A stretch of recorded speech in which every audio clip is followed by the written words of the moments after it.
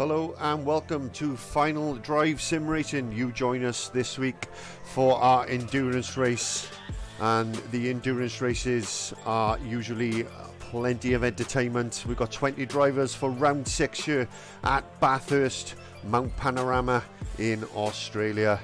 So the endurance race format for you is qualifying 15 minutes, one race of 80 minutes, one mandatory pit stop, and no driver swaps allowed. Your commentators for this evening's entertainment are myself, Mike Bullen, and I'm joined in the comms box, as always, by Luke Dugdale and Aaron Markham.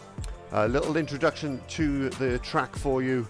Mount Panorama, you can see the normal circuit style section at the bottom, which is very much traditional, and then you've got the mountain section, which is also almost like a mini section of the Nürburgring. As I said, this is race 6 or round 6, because some of them have multiple races, and this is our endurance race at Bathurst. Current table for you has Adam Foster leading the table by 54 points from Ash Humphries in second place at the moment, and a very well-deserved second place in his slower McLaren, with Wes Bierkhaus in third, Bart Tonks fourth. Fotis Galanos is currently in fifth. He's missed quite a few races though, so he's doing well to have that position at the moment. Then you get into the best of the rest with Kenneth Boa, Dominic Ingle, who's back this evening, I believe, in the Bentley, or the Boatley as it is referred to in the sim racing world, as it is so large. Scott Balseeley has missed a few races as well, but a very quick driver, currently in 8th position in the BMW. We've got Damian Humphries in 9th in the McLaren, Prescott in 10th in the only Mercedes. Dan Stevens is currently in 11th in the Aston Martin. Weavers is in the very brightly coloured McLaren. You will not be able to miss that one when it's on the stream. Mark Shepherd is currently in 13th place in the McLaren, followed by Simpson, and then two drivers who've actually dropped out of the championship at the moment. We've got lots of new drivers tonight, but we'll get to that very, very shortly. First of all, welcome into the comms box my co-commentators Aaron Markham and Luke Dugdale. Welcome, gentlemen. Very exciting qualifying session ahead. The mountain, so with the downhill section, is a bit like going to the toilets in a nightclub. Really, you want to get in and out without making any mess and not leave too much of a trail behind you. That's one way to describe it. Well, you know, it's always good fun. The mountain section of this circuit, particularly, does give us a challenge, doesn't it, boys? It does indeed. Oh, it's a completely unique element in the world of racing. This track, I think, one for the scrapbook for the racers tonight. Yeah, absolutely. As usual, we've got our live timings here, so we'll be keeping an eye on that for who is going to get pole position. So the guys are just out doing their warm-up laps at the moment, looking for their first, looking for pole position in this race. Whoever starts on pole will have a slight advantage, because usually there's carnage in the pack, particularly on the first lap around the top of this mountain, isn't there, Aaron? Yeah, I mean, at the end of the first sector, if you like, or the first straight, that right-hand kink where the mountain starts usually tends to be where the carnage unfolds. It certainly has been whenever I've raced around Bathurst.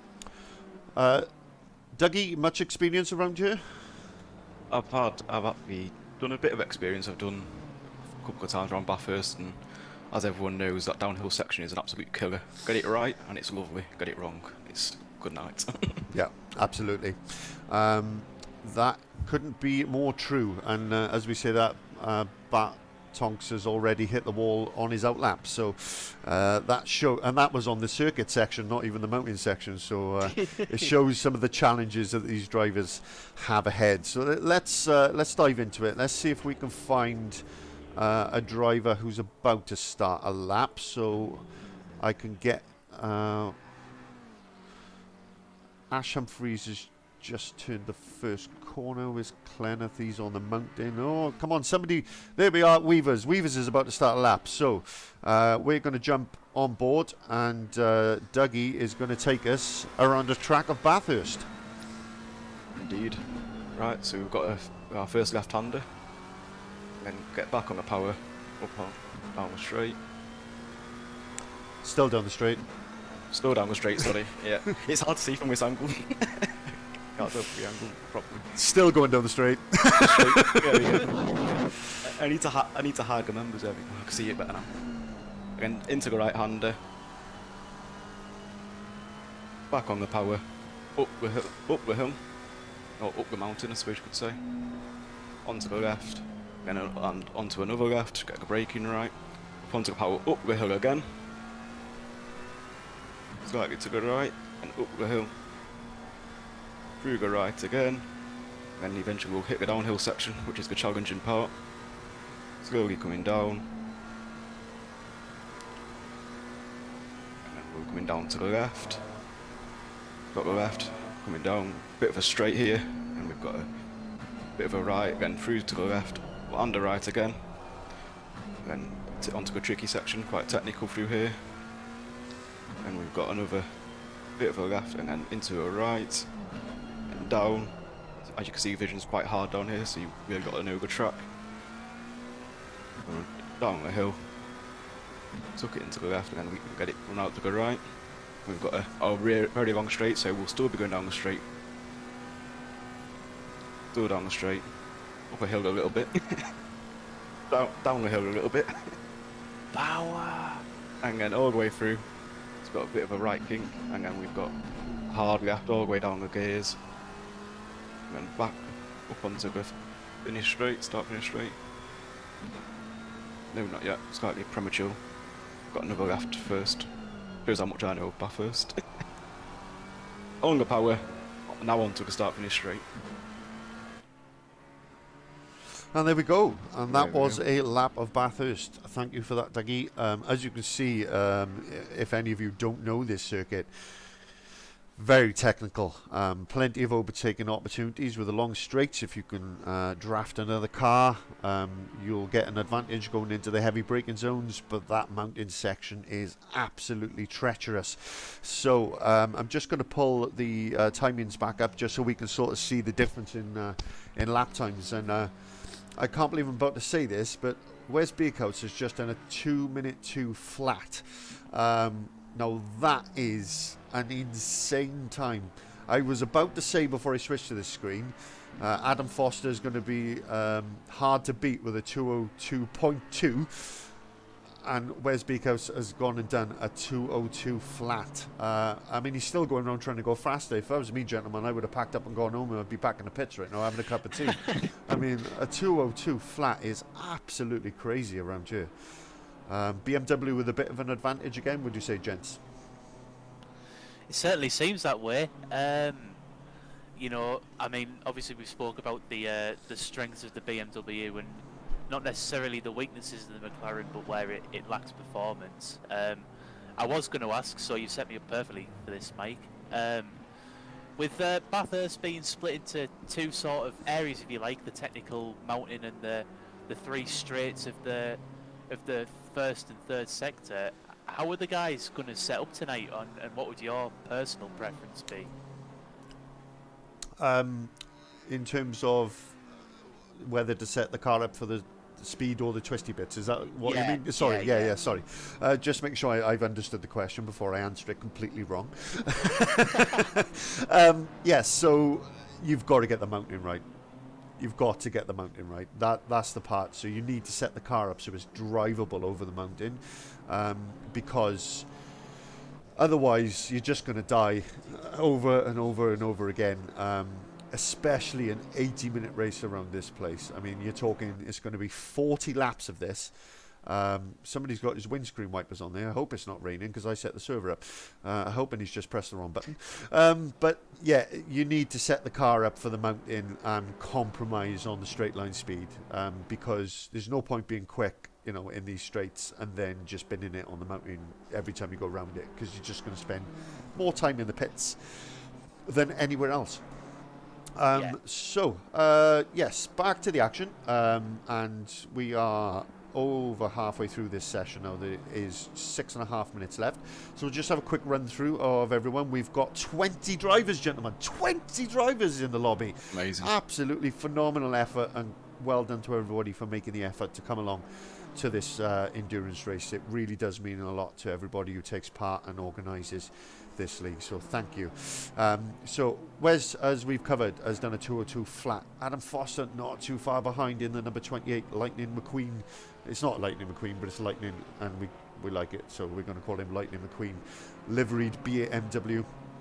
A surprise third place for Bart Tonks, who was really struggling in practice, but he's got that BMW up into third place, the number 33, in homage to his fellow Dutchman, Max Verstappen. So Ash Humphries, there it is, boys. There it is. There's the livery, and he's got that. Time. So 33 is in third, 44 is in fourth, and unfortunately the streak breaks there with a new driver, B. Brian. It's a Ferrari! It's a Ferrari. I thought you might be pleased to see that, my friend. So excited to see that. He's racing for Old School Racing, whoever that is, but he's joined us and he's in the Ferrari, so he seems to be, not far off the pace. So whatever the issues the Ferrari were having pre-season, hopefully they've been sorted, as we see a very stricken McLaren of Damian Humphries in the background there. Kenneth Bower, I'm sure he won't mind me saying, best of the rest driver so far this season, and he's currently in 7th place in the 2nd place McLaren. Yeah, he's just popped to the pits there. I was wondering what was going on then. So we've got Arnold in 8th place in the number 24 Aston Martin. Another new driver, and he's got a nice custom livery there as well. So that is all set up. We've got Mr. Reed, who left us some very lovely comment on the stream, which I think he watched back after he took part last week, saying that we're doing a great job. So thank you for that, and it's absolutely our pleasure to be here doing this for you. And then, gentlemen, my dreams have come true. We've got Cecilia in a Honda. That's right, he's in the Honda NSX number 34, a man after my own heart, and I hope you win, mate. I don't know who you are, but Danny, Cecilia, I hope you win, because you're in a Honda and it's my absolute favourite car on earth, because I'm a VTEC nut. But there we go, that's another story for another day. Then we've got the Canary Machine. In 11th place, we got Weavers in that McLaren. Pretty solid lap when we were on board with him. I mean, clearly not the quickest, but it seemed solid, it seemed consistent. So hopefully he can translate that into some decent race pace, and consistency will undoubtedly be key around here. Then we got Mr. Stevens. He is in the number 3 Aston Martins. We've got 2 Astons now as well, so that's great. We've got Vavavoon in the McLaren. I'm assuming Didier Vavavoon. I don't know whether that's an homage to the old Renault adverts with Thierry Henry, maybe. I'm not sure. But was it Renault or was it Citroën? Can't remember. One or the other. Anyway. We got Simpson then in the number 29 McLaren, currently in 14th place with a 206.655. C. Chevrolet, another Ferrari, my friend. Another Ferrari. I think he also Old School Racing, so probably a friend of our other Ferrari driver, B. Brian. Unfortunately, I think he's joined a bit late for me to get his livery, which is a shame. So I'm assuming he's got the same livery as he's of the same team, but I haven't had time to get that into the stream as he joined a little bit late, but that's by the by. We got Mr. Shepherd then, one of our regulars in the McLaren. He's currently in 16th place. Reynolds, who joined us for the first time last week in the Porsche, he is currently in 17th in the number 21 with a 209. We got Prescott then, who's still trying to set his first time in the 32 Merc. Damian Humphries, who we saw in the wall earlier in a pretty battered McLaren, racing for Team Dash as always. And then welcoming back to the stream after a couple of weeks off, we've got the Boatley of Dominic Ingle, the number 1 with the Hulk livery. Absolutely love it. I'm a crazy Marvel fan, as anybody who has seen my left arm will know. So lots of cars for Mike. We've got McLarens, we've got Hondas, and we've got Marvel. What more can Mike ask for? So not much in the terms of movement, but Adam Foster has got insanely close to that time with a 202 flat. He is 0.008 away from pole position. He must be absolutely tearing his hair out. 0.008 of a second, 8 thousandths of a second away. So he couldn't get any closer if he tried.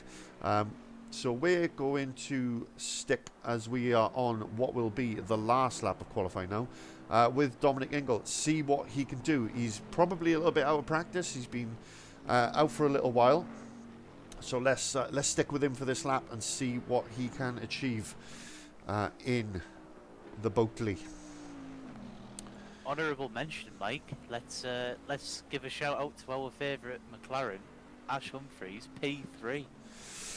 Yeah, P3. As I say, we're just watching Dominic Ingle go around. But yeah, shout out to Ash Humphries, P3. Half a second off the leaders, which is nothing to be ashamed of. But yeah, doing a very good job around here. That is for sure. As you can see on the screen there, the maximum wait time has come up, which means the timer has run past 0. So these guys have got this lap to finish the lap they are on. Those that are out there, most, as you can see from your graphic on the left, are in the pits. So we are on with Dominic Ingles, currently in 20th position, is yet to set a time. Can he set a competitive time? He's normally on the pace of the front 4 or 5 drivers when we've seen him previously. Let's see what happens as he is coming down the back straight now, which goes on and on and on. And then you've got this right-hand kink, which it looks simple, but if you set your car up wrong, it is one of the hardest corners on this circuit, because especially with these rear-wheel drive cars, they can lose the back end through that little kink, which looks like nothing, but these are not Formula 1 in terms of downforce, as we've discussed on previous streams. So here he comes, he's about to cross the line, he gets himself up to 10th.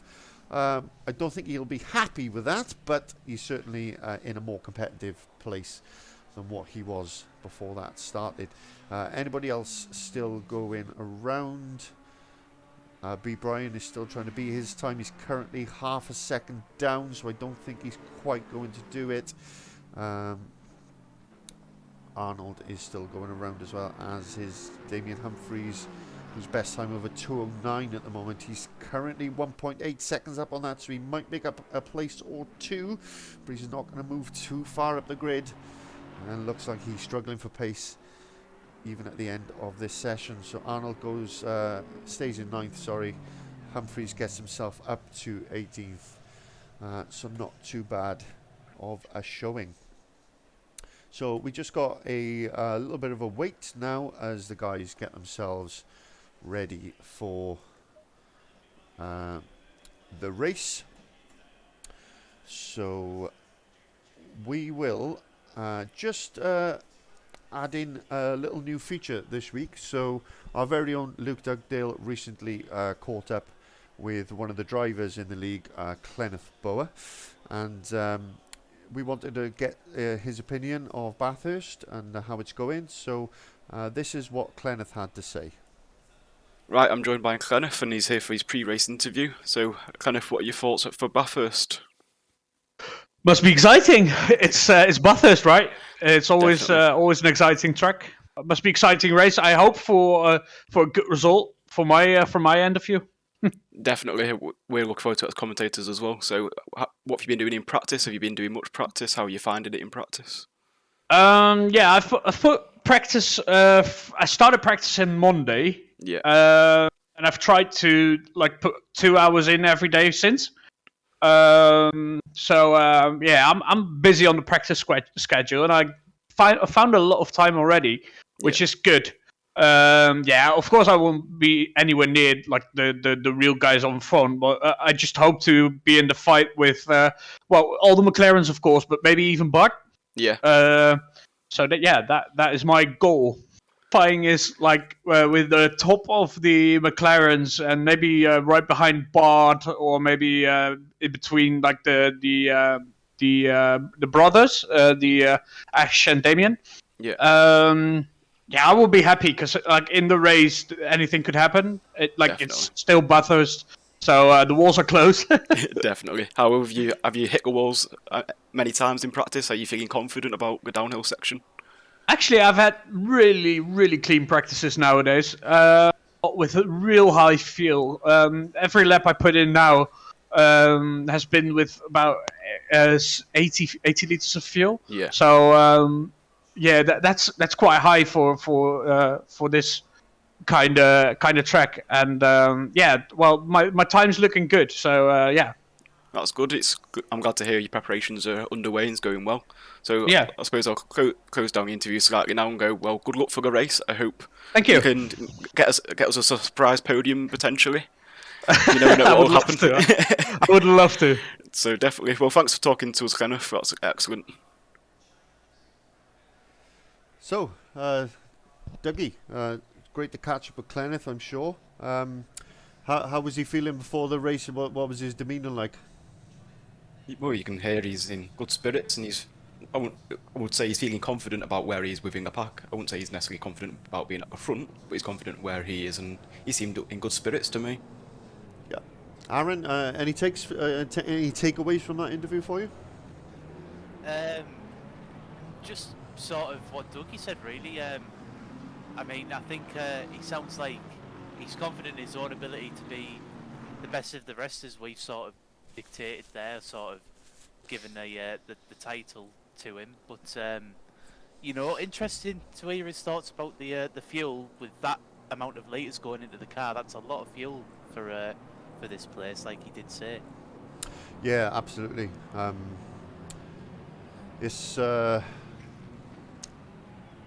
It's a lot of weight to be carrying around on such a tricky track. I knew I'd get my words out eventually. So we are just on the formation lap, guys. Don't worry, they aren't driving the slowest race of all time. So they're currently on the formation lap, which will take a couple of minutes for them to get round. So we are expecting lots of action tonight. So the driver's briefing was quite clear. The guys to take it easy on the first couple of laps. No silly dive bombs. You're not going to win the race in the first few corners of the first lap, especially the downhill section, as we've discussed how treacherous that is, gentlemen. Aaron, your opinions on how best to approach a race like this? I think slow and steady will. Maybe it's not necessarily win the race, but certainly get you further up the pack than where you started. Just keep the thing pointing in the right direction, keep it out the walls, and I think people will definitely make up positions, especially from 10th downwards. These a few of these are new guys, and I'm sort of semi-expecting them to make a couple of mistakes. So just keep it consistent, keep it going, and I think that's the way to get a good result tonight. Yeah, definitely. Kind of a race of attrition, I guess, Dougie, isn't it? It's he who dares wins to an extent, but you've got to be there at the end and not have made 15 pit stops for damage. Definitely, it's about just keeping the car on the track, and I think actually some of the guys at the back will be able to make up places just out of mistakes. Because I think we're not going to see a mistake in an 8-minute race in such a technical circuit. Yeah, I mean it's undoubtedly going to be full of action. So I'll be keeping a very close eye on it. We hopefully will get some replays, and if we miss anything, but hopefully we'll catch as much action as we can live and in the flesh. So just switching back to the race only view now, so we can have a good look at the action.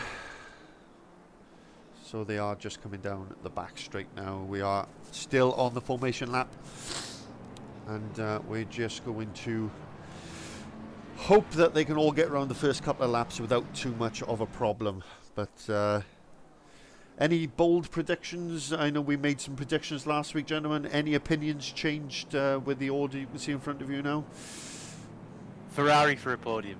Ferrari, yeah, new guy. B. Brian in for old school racing in the number 60 Ferrari.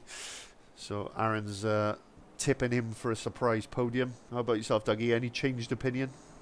I'd actually think Cleniff. I'm going to tip Cleniff for a surprise podium. As I said on the pre-race interview, I actually have faith in Cleniff today to try and get a surprise podium. Okay, we've got some varying opinions there. Myself. What about yourself, Mike? Oh, you beat me to it. You were going to say. I did. No, I was going to say.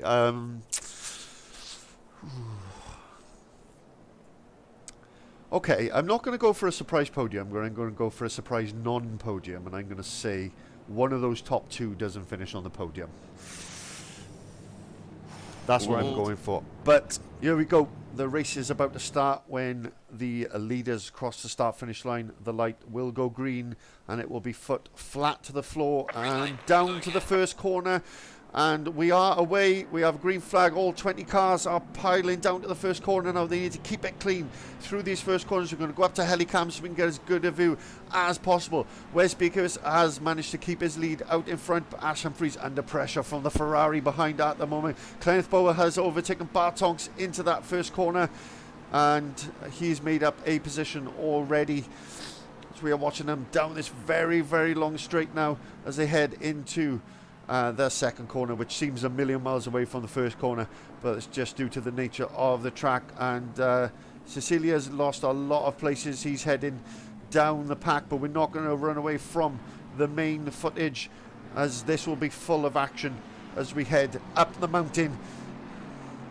Weaver's up a place into 11th in the background, so we are keeping an eye on the leaders who've already pulled the gap of over a second, as Ash Humphries and Brian were battling behind in the McLaren and the Ferrari.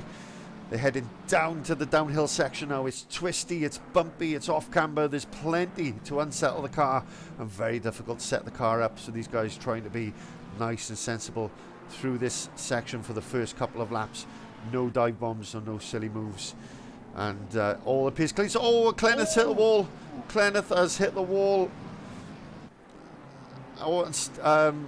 Arnold's hit the wall as well, so a couple of incidents there, but that has put Ingle in the Boatley up into 8th position now, and he's making up positions from that. But I think Clenneth got away with that for the most part, but he has lost a position to Tonks. So they're battling door to door as they come down into the left-hander, and Tonks gets the move done. And it sticks. There was a car in the wall there in the background. Yeah, and that'll be Brian in the Ferrari. So let us take a look back and see what has happened to Brian in the Ferrari. Let's see if we can catch it. Oh, he's disappeared off my... Here he is.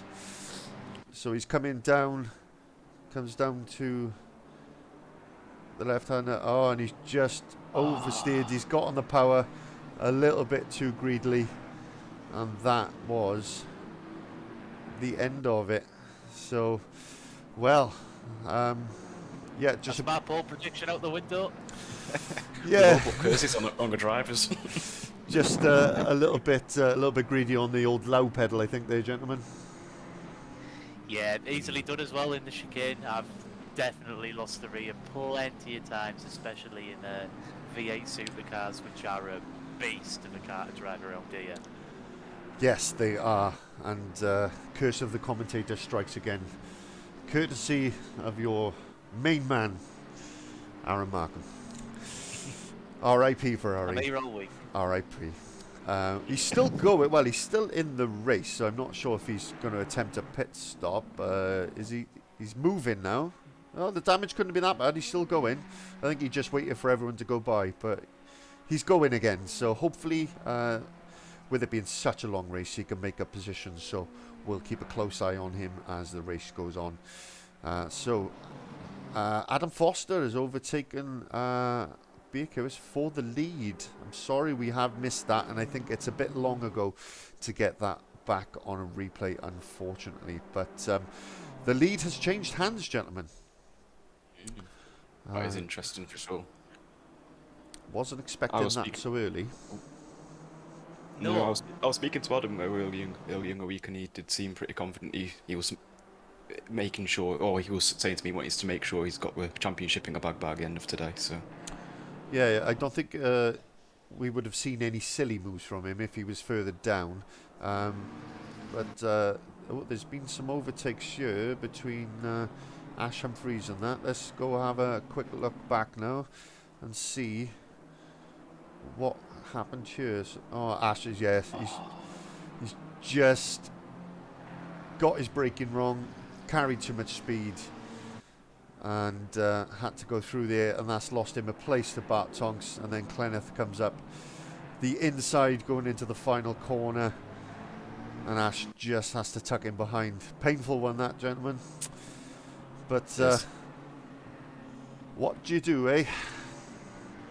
It happens, but it looks like Ash has lost another place to Lloyd there as well. Yeah, Lloyd Reid making his way through as well. So Ash Humphries struggling. I'm not sure if he's got damage or... I mean, his tyres certainly won't be in the best of condition after a trip over the grass, but definitely an issue there. So just notice Damian Humphries has made up a couple of positions there. So let us again go to the replay and take a look back and see what happened there. So issue from the McLaren going wide, and then Humphries and Hobson both making their way through as they go up the hill. So there we go. Nice simple one in the end. But good to see Dominic Ingles made up a couple of places as well in that Boatley. Obviously, we spent a couple of seconds on board with him. He's challenging for a good position. Yeah, Bart Tonks spun around. Yeah, Bart Tonks has had a spin. Yeah, that's. Oh, there's another. Yeah, I think we've caught the back end of that. Yeah, we didn't go quite back far enough, but yeah, that is a shame for him. And doesn't look like he can get going again. But it's a brutal place to spin because you got to wait for everyone to go past. Yeah, indeed. This is just the battle for the lead, which is still going on. Big House is not far behind Foster still, and well, look who's in third place. Look, Dugdale, Clenneth Boa. Yeah, there we go. So you haven't cursed him yet? Not yet. My apologies if my mic sounds a bit weird. It's my internet's having issues. Nah, you're right, mate. All good. Sounds fine now, aside. So Clenneth Boa has made his way up into third by keeping it nice and clean, but he is still under pressure from Reid and Ash Humphries trying to come back now at Lloyd Reid after losing positions. Excuse me. Might have just been a confidence issue, you know. Maybe he's just needed a lap or two to go and find his feet again, and now he's back on the back of Lloyd and Clenneth. Yeah, absolutely. Big mover so far, though, you have to say, is the man behind him. Dominic Ingle, another man who's kept it nice and clean. He's got himself from 10th up to 6th.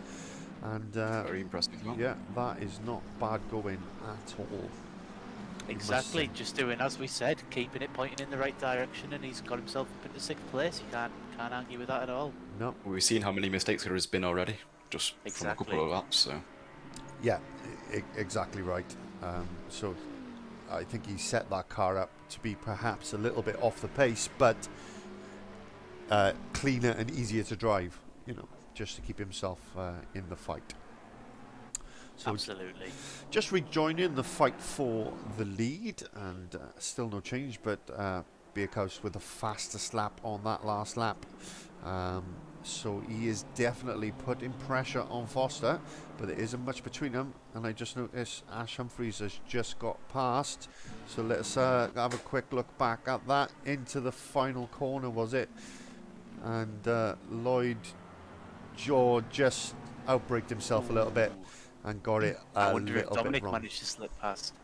It looks like he tries it here. He has, Yeah. yeah, he's just got He's done past. it. Yeah, he did just get past. So good going from him.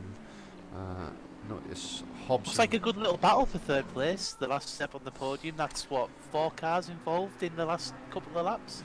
Yeah, indeed. I think Hobson's just had a bit of an off as well, because he's battling with Humphries, and then all of us. There we go. He's got that all kinds of wrong, isn't he? Those dark curbs.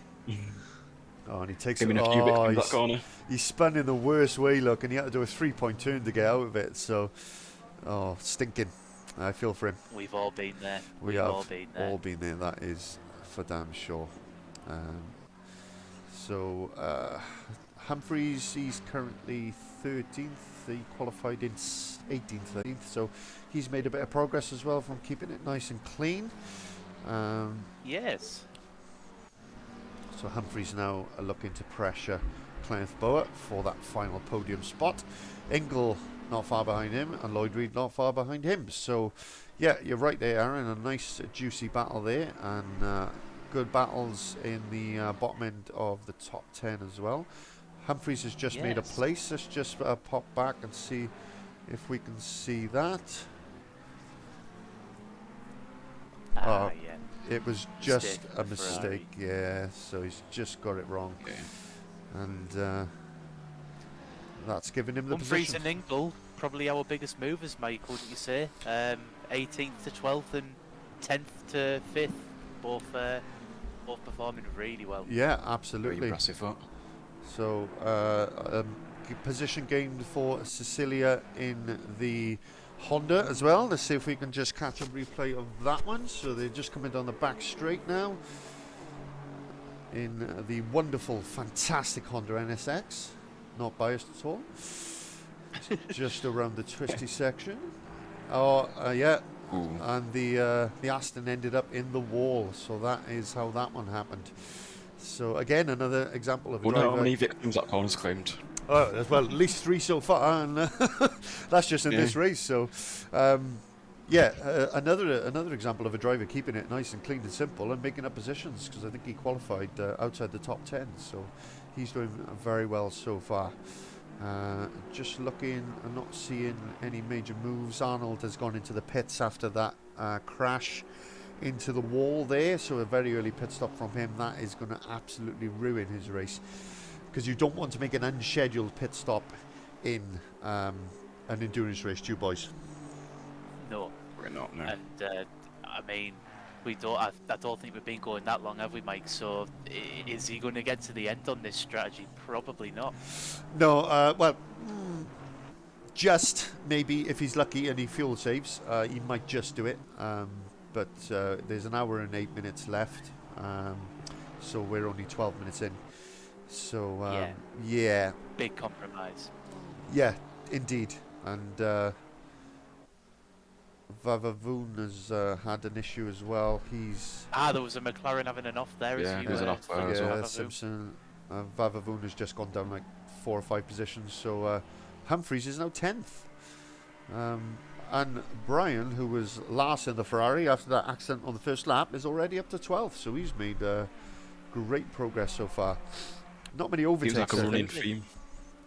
Yeah, Seems like a running theme, just waiting for the mistakes to happen and just taking the easy opportunities. yeah. That's what I mean. I don't think he's actually made many overtakes as such, but he's made up positions just by keeping himself out of trouble. But obviously got himself into trouble in the first place. But difficult Beauty to of Bathurst. overtake. But Tonks is in the pits, I've just noticed, so he's having a bad one. Interesting. I suppose we did see him spin earlier, didn't we? So I wonder if it's anything related to that. Yeah, As possibly. Adam Foster has retook the lead. Oh no, he was in the lead, wasn't he? Yeah, It was yeah. Wes who was second. That's My right. bad. Apologies. He's closed the gap. I mean, how these guys are able to follow each other around here at this pace. I got Madness. no idea. I actually just thought out loud and went, wow, because it's great angles by ACC, but also how talented these guys are to be able to do that through such technical sections. Yeah, absolutely. And full trust in each other as well, isn't it? To be able to race wheel to wheel at this speed, you have to have full trust in the guy around you. Yeah, because you kind of relying on the guy in front not making a mistake ever. Which, I mean, we know Adam's really good, but for us peasant sim boys, we have a mistake in us somewhere. So to follow like this consistently, lap after lap, takes a serious amount of skill, but a serious amount of concentration as well. You know, which does tire you out. Yeah. Just to add on to that as well, and patience as well, because I was racing yesterday and I got impatient and made a silly move, and it's just one of them, you've got to wait for your time.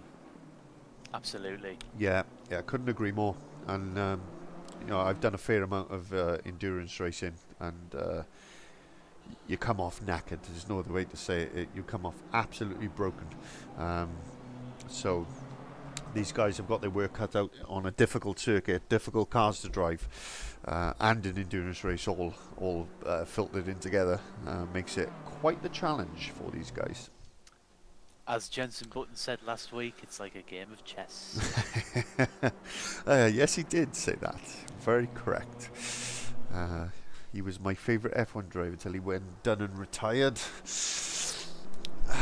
Good man. It's because he didn't have VTEC in the back of that McLaren. Oh, we've got a move here. Oh, a little bit of a squeeze.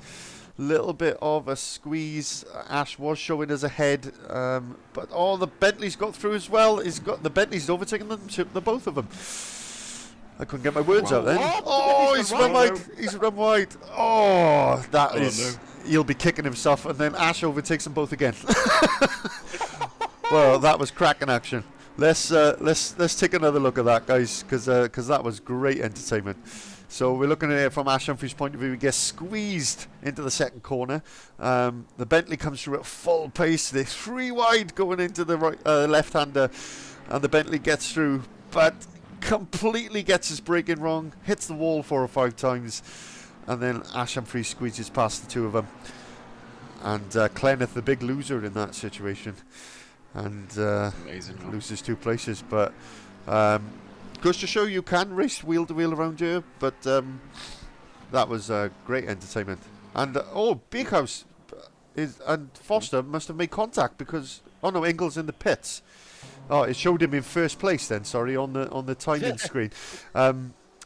Sorry, yeah, it showed Ingle in first place on the timing screen because he's ported to the pits because of the damage he received in that incident. So it's put him in first place on my timing screen, so that was why I got confused there. That was a Murray Walker moment then, if ever there was one. Not that I'm claiming to be anywhere near as talented as him, but he'd be smoke! Yes, just tie smoke, Murray. Cecilia has made up another position ahead of Reed. Big incident here. Something's happened. Let's go back and take a look at the replay and see if we can see what has happened. So he's hit the wall there, and definitely has plenty of damage. Hit the wall again. Yeah, so he's sort of. I wanted to see what all that mess was. I think we might see. Oh, and then he's gone off again. Is he trying to just keep out the way, or is he just struggling to keep it on the... Oh, he's lost steering or something. Oh, he's got no control over this car at all. And then he's hitting... Oh, God, he's hitting everything in sight. Paul Lloyd, God knows what's happened to him. Yeah, that's one way of getting to the pits. I think he's got. He must be missing a wheel or something, because he's got absolutely no control over it. That was really weird. That was really bizarre. It's strange. Anyway, back to the action. So we've actually got 3 cars in the pits because of all of that. So, yeah, you know, Dominic Ingle, who made all that progress, is now down to 16th place and in the pits. So it goes to show. And I will say the biggest mover then so far today, the biggest two movers, to give them both the credit they deserve. No, 3. I'm going to 4. No, 7. No, sorry, I'm just going to keep adding to it. No, sorry. The biggest 3 movers are the guys in 6. No, 4. It is 4. I'll eventually get there. Sorry. We will get there at some point. Sorry, guys. There's so many drivers now this week. It's hard to keep track. So you got Stevens in 5th, Cecilia in 6th, Humphries in 7th, and Weavers in 8th. All those guys started way outside the top 10, and they're currently 5th, 6th, 7th, and 8th, and not that far away from each other either. So, hats off to them. And the Canary Mobile doing very well for itself. And we said he looked stable and consistent on that qualifying lap we jumped on with him for, and fair play, he's proving that correct so far. A little bit of war scars on the front of it, but all in all, doing quite well for himself. Absolutely. I think our friend in the Ferrari's not doing too shabby either, considering he was down to completely last. And I think he's had a pit stop as well in P14, has Brian. He was, yeah, because he did get himself back up to P10 and then had an issue somewhere. So yeah, he's had to stop.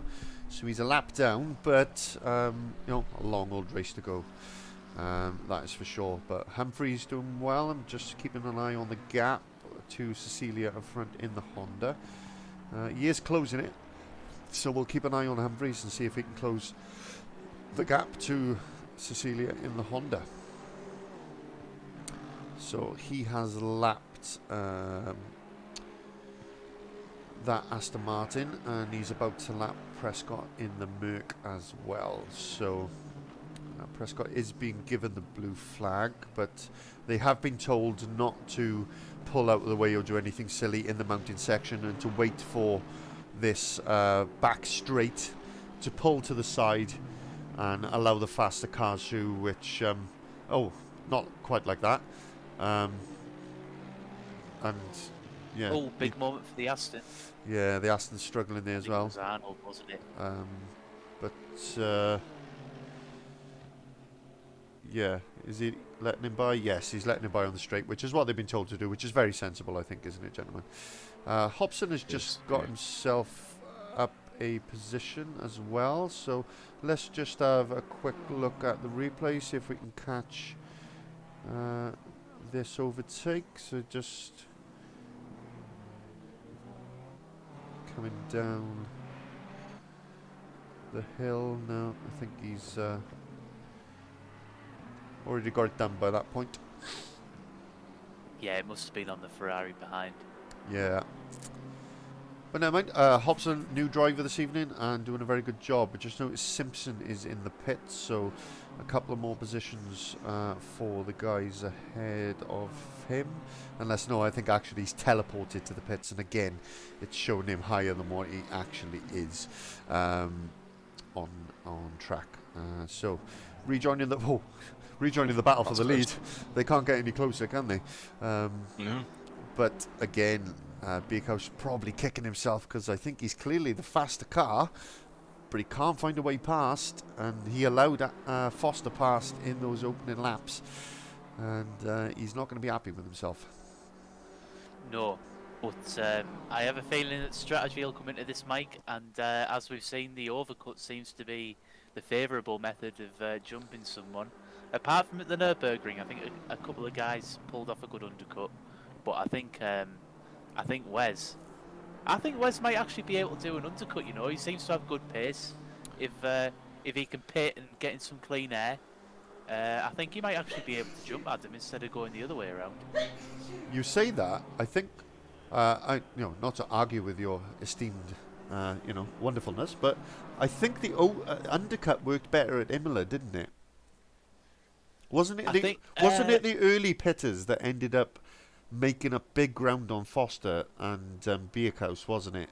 And then Yes, Yeah, it was. because it- a racing coming out of the pits. It was Dominic Ingle and Galanos, wasn't it, who made up loads of time from pitting earlier than the Yes. leaders, and then there was a three-way battle. So I think it's worked both ways in different races and different tracks, hasn't it? So who knows what will happen here?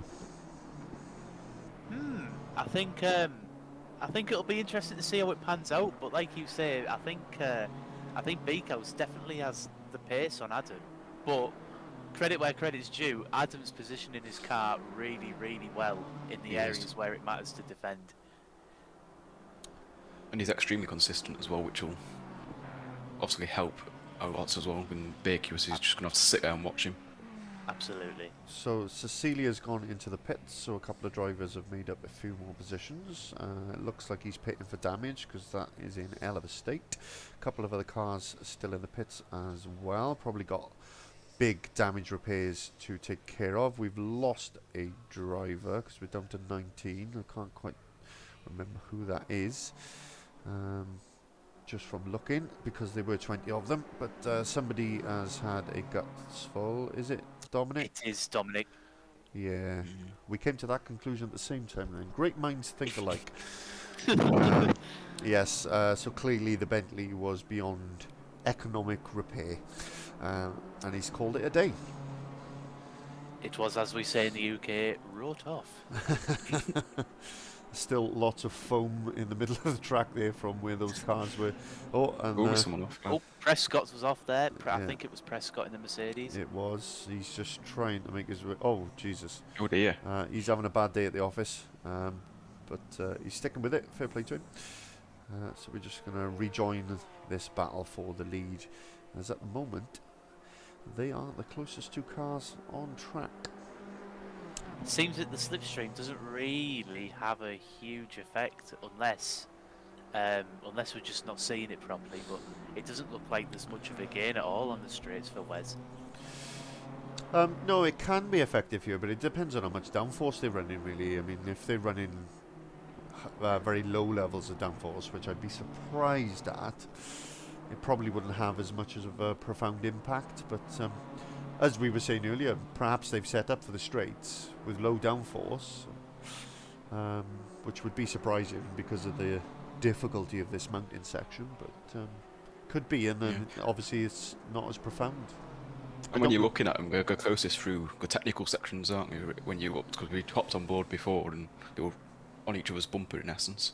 Yeah, Yeah. indeed. But I will say they're about to catch a couple of back markers, so This could play to Wes's hand. Huge run. could do. Ooh. Just to reiterate, the back markers have been told not to get out of the way until the straights. That's But one they way of getting out of the way. oh, Foster's lost No it. way. He's lost the back end and lost the lead. And again, that I think that was because the back markers they were supposed to stay in formation until they got to the straight and then ease off. Oh No. let's take a look at the replay and see what happened there as Foster comes round. Just jump high up. Oh, well, it didn't look like he actually made any contact. I think he might have done that on his own, Mike. Yeah, he's just, but I think being distracted with the cars pulling out of the way, unnecessarily in that part of the circuit has perhaps distracted him. Or it could just be that he's binned it. Who knows? Either way, I reckon I'd be absolutely raging inside. Yeah, we'll ask him later on, but he'll have a bit of damage now, which is obviously going to cost him lap time, and Biakos's gap is already up to 2.3 seconds. Just looking to see if there are any other majorly close battles on track. We've lost another driver. We're down to 18. For a man who was wanting to box off the championship, that is definitely not what he needed. No, he needs to outscore Biakos today to wrap the championship up, and at the moment, as you can see, that is not happening. So we will see. It depends how bad the damage is, but he's lost 3.5 seconds already, so we can assume there is a fair amount of it, and but I'm sure you'll be Even before- frustrated. Sorry, no, go on. And even before the race, Adam's been through the walls with obviously technical issues as well. Yeah, It's not been an easy week for Adam. yeah, he didn't have a PC at all 2 days ago. It completely crapped the bed, for want of a better phrase, and he's luckily managed to get it up and running and repaired. But yeah, he's losing time. He's nearly 4 seconds now, the gap.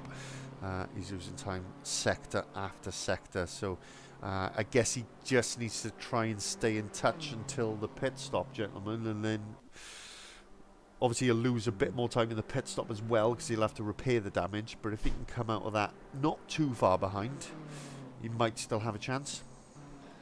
Absolutely. I think he's always got a chance. I think anyone's got a chance with how tricky we've seen this place be as Adam comes into the pits right on cue. There we go. There we are. So he's coming in. He's getting his pit stop done now. 51 minutes left, so he'll easily get to the end now if he stops for fuel and tyres.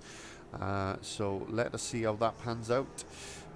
So Clenneth, we haven't covered him for a little while. He's currently sitting in 4th place, so he'll move up to 3rd in a moment. You're back on the podium. As Foster's in the pits. Weavers has jumped into the pits as well, as has Vavavoon, and Shepherd in the pits as well. So a few cars in pits, so lots of changing positions due to the pit stops at the moment. So there will be lots of jumping about as people make their pits. But as we've just been discussing Adam Foster, who's just making his first pit stop, we caught up with him prior to the race to hear his opinions on the championship, etc. So this is what Adam had to say. Right, and we're joined with Adam Foster here. So we obviously it's looking good for the championship points in the tables. He's a favourite to win at the minute. So Adam, how's practice been going for you for Bathurst? It was rough. The first hour and a half, 2 hours was rough, trying to get the track down, breaking points, and all especially the mountain section obviously is really rough to get going.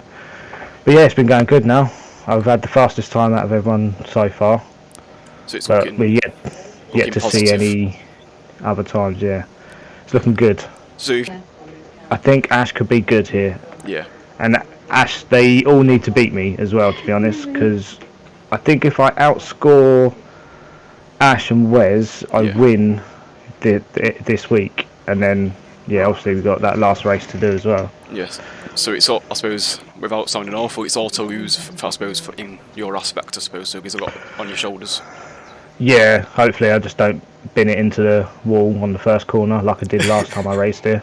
And then the other question I asked Kenneth was, in essence, I was saying, obviously you got sprint races last week and you got an endurance race this week. Do you take a different approach to preparing for an endurance race towards a sprint race? Yeah, I don't really do quali practice for endurances. I practice on high fuel 90% of the time. Yeah. On the Thursday itself in practice, I will have a quick go on quali on the low fuel, but throughout the week it's high fuel running all the time. I ask some of the other guys, look, come in front of me, I want a bit of race practice, I want to be behind someone going up these corners, so my mind's set on going for a long time.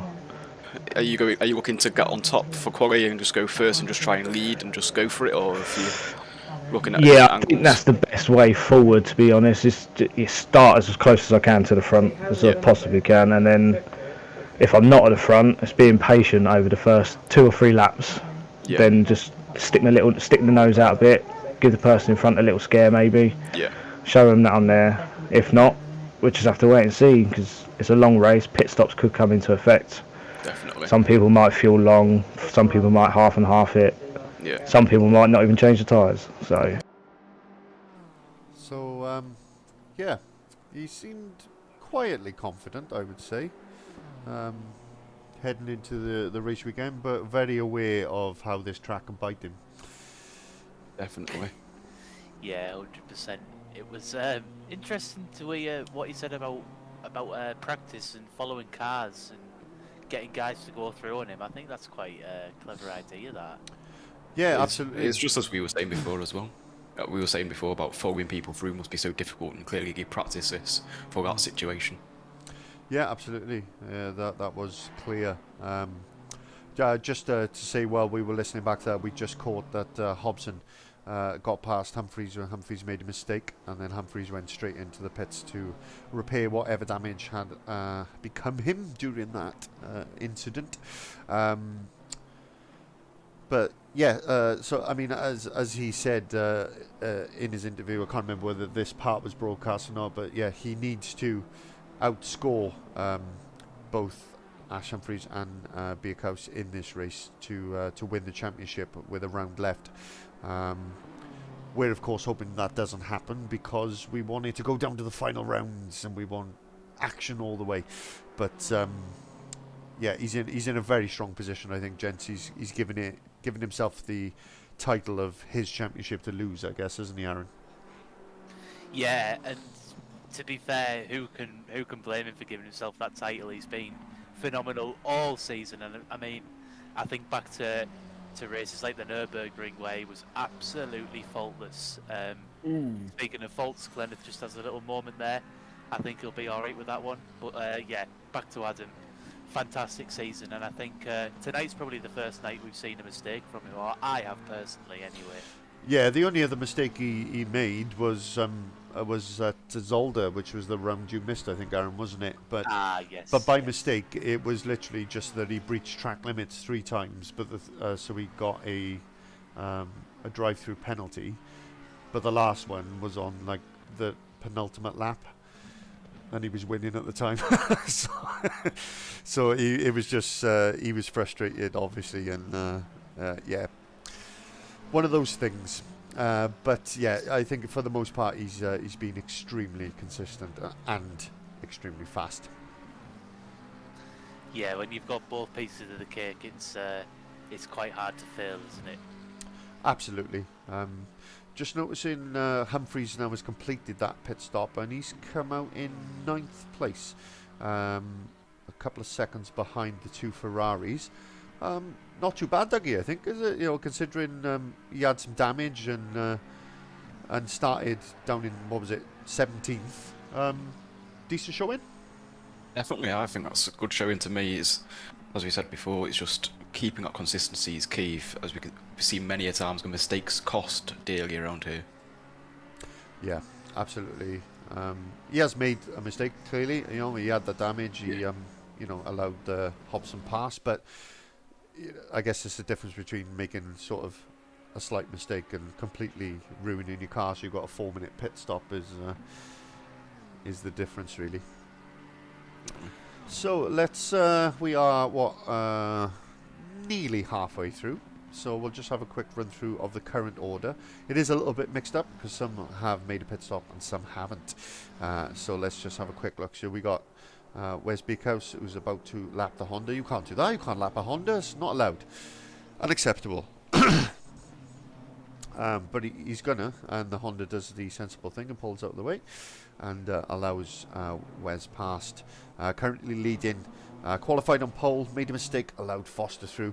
Foster held him up all the way through the first 50 minutes of the race, and then one mistake from Foster coming on that corner we've just seen allowed Bierkhaus through, and then Foster has made a pit stop, so he is out of position at the moment. Ash Humphries in the number 44 Gulf livery McLaren 720S is currently in 2nd position, and he is driving the wheels off at McLaren as he does week in, week out. Not got the outright pace of the front 2, but certainly good value for a podium if he can manage to get one. But someone who's not making it easy for him is Glenneth Bowe. Only 6 seconds back, which isn't a lot over an endurance period. You know, one tap of the wall could cost you 10 seconds in a pit stop around here, so that's not a big gap. And he's driving very well today, is Glenneth Bowe. Dan Stevens in the Aston Martin, number 3, and having a very, very good afternoon so far. But yeah, it's still a long way to go. But you know, we're only halfway through. But I will say, absolutely cracking drive so far. So he's bound to bin it in the next corner or two. Now I've praised him. So we've got Kirk Hobson, new driver to the league. Welcome, Kirk. Number 82 BMW. He is currently in 5th position. Started quite low down. I can't remember exactly where. But again, consistency, pit stops. As he goes in to make his pit stop, actually, he finds himself down to 6. And then Adam Foster has been promoted up to 5th now. Was leading this race for the majority of it. Apart from the opening lap, he's led every lap until he made that mistake. So he is currently 1 minute and 8 behind Wes Beekhouse. Assuming Wes has no damage, a pit stop costs you about a minute. So at the moment, he's going to Wes would come out about 8 seconds ahead of Foster when he makes his pit stop. So we'll see how that pans out. Then we've got Cyril Chevreau for Old School Racing in the blank Ferrari, because he didn't give me the livery in time for me to add that in.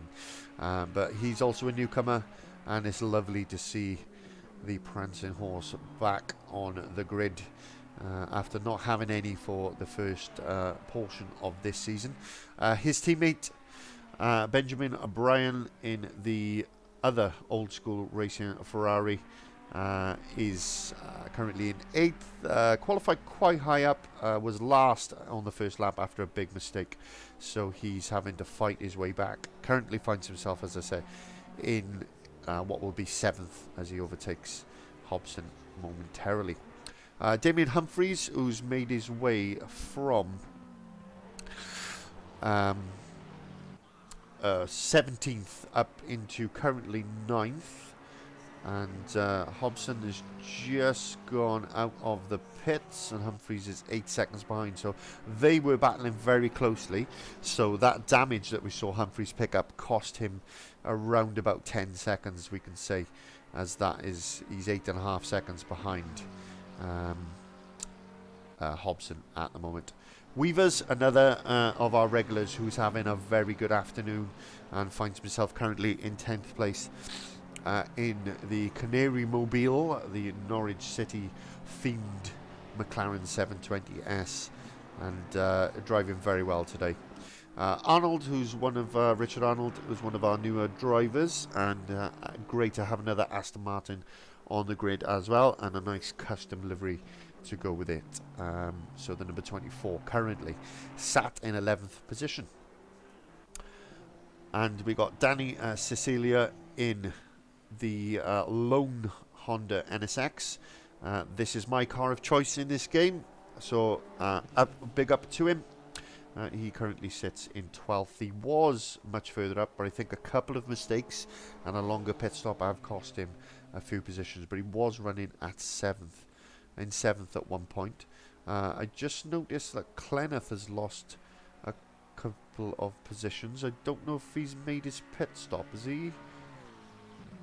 Yes, I think he must have made his pit stop, so I don't think he's made a mistake, so that's okay. Clenneth's got his pit stop out of the way, as has Wes Beerkewis as well. So Dan Stevens is currently running in 2nd position, and he doesn't have to yield to Beerkhouse because that's his position at the moment on track. Whether he will, because that's not actually his back. Oh, little tap of the wall there from Wes. He needs to be careful not to do that too many times. But the gap to Foster, 6.5 seconds after the pit stop, so I was right. And Ash Humphries has now come into the pits, so the leader pits. So if Dan Stevens stays out now, he will be leading this race. We'll wait and see if Beerkhouse makes a move. Whether Stevens always made a mistake, so yep, that was scored it. That was very close. But that was fresh underpants moment. indeed it was. But yes, he gets past, so Wes retakes the lead as Ash Humphries is in the pits. So the gap to Foster then 6 seconds. So that is what Foster lost through that mistake.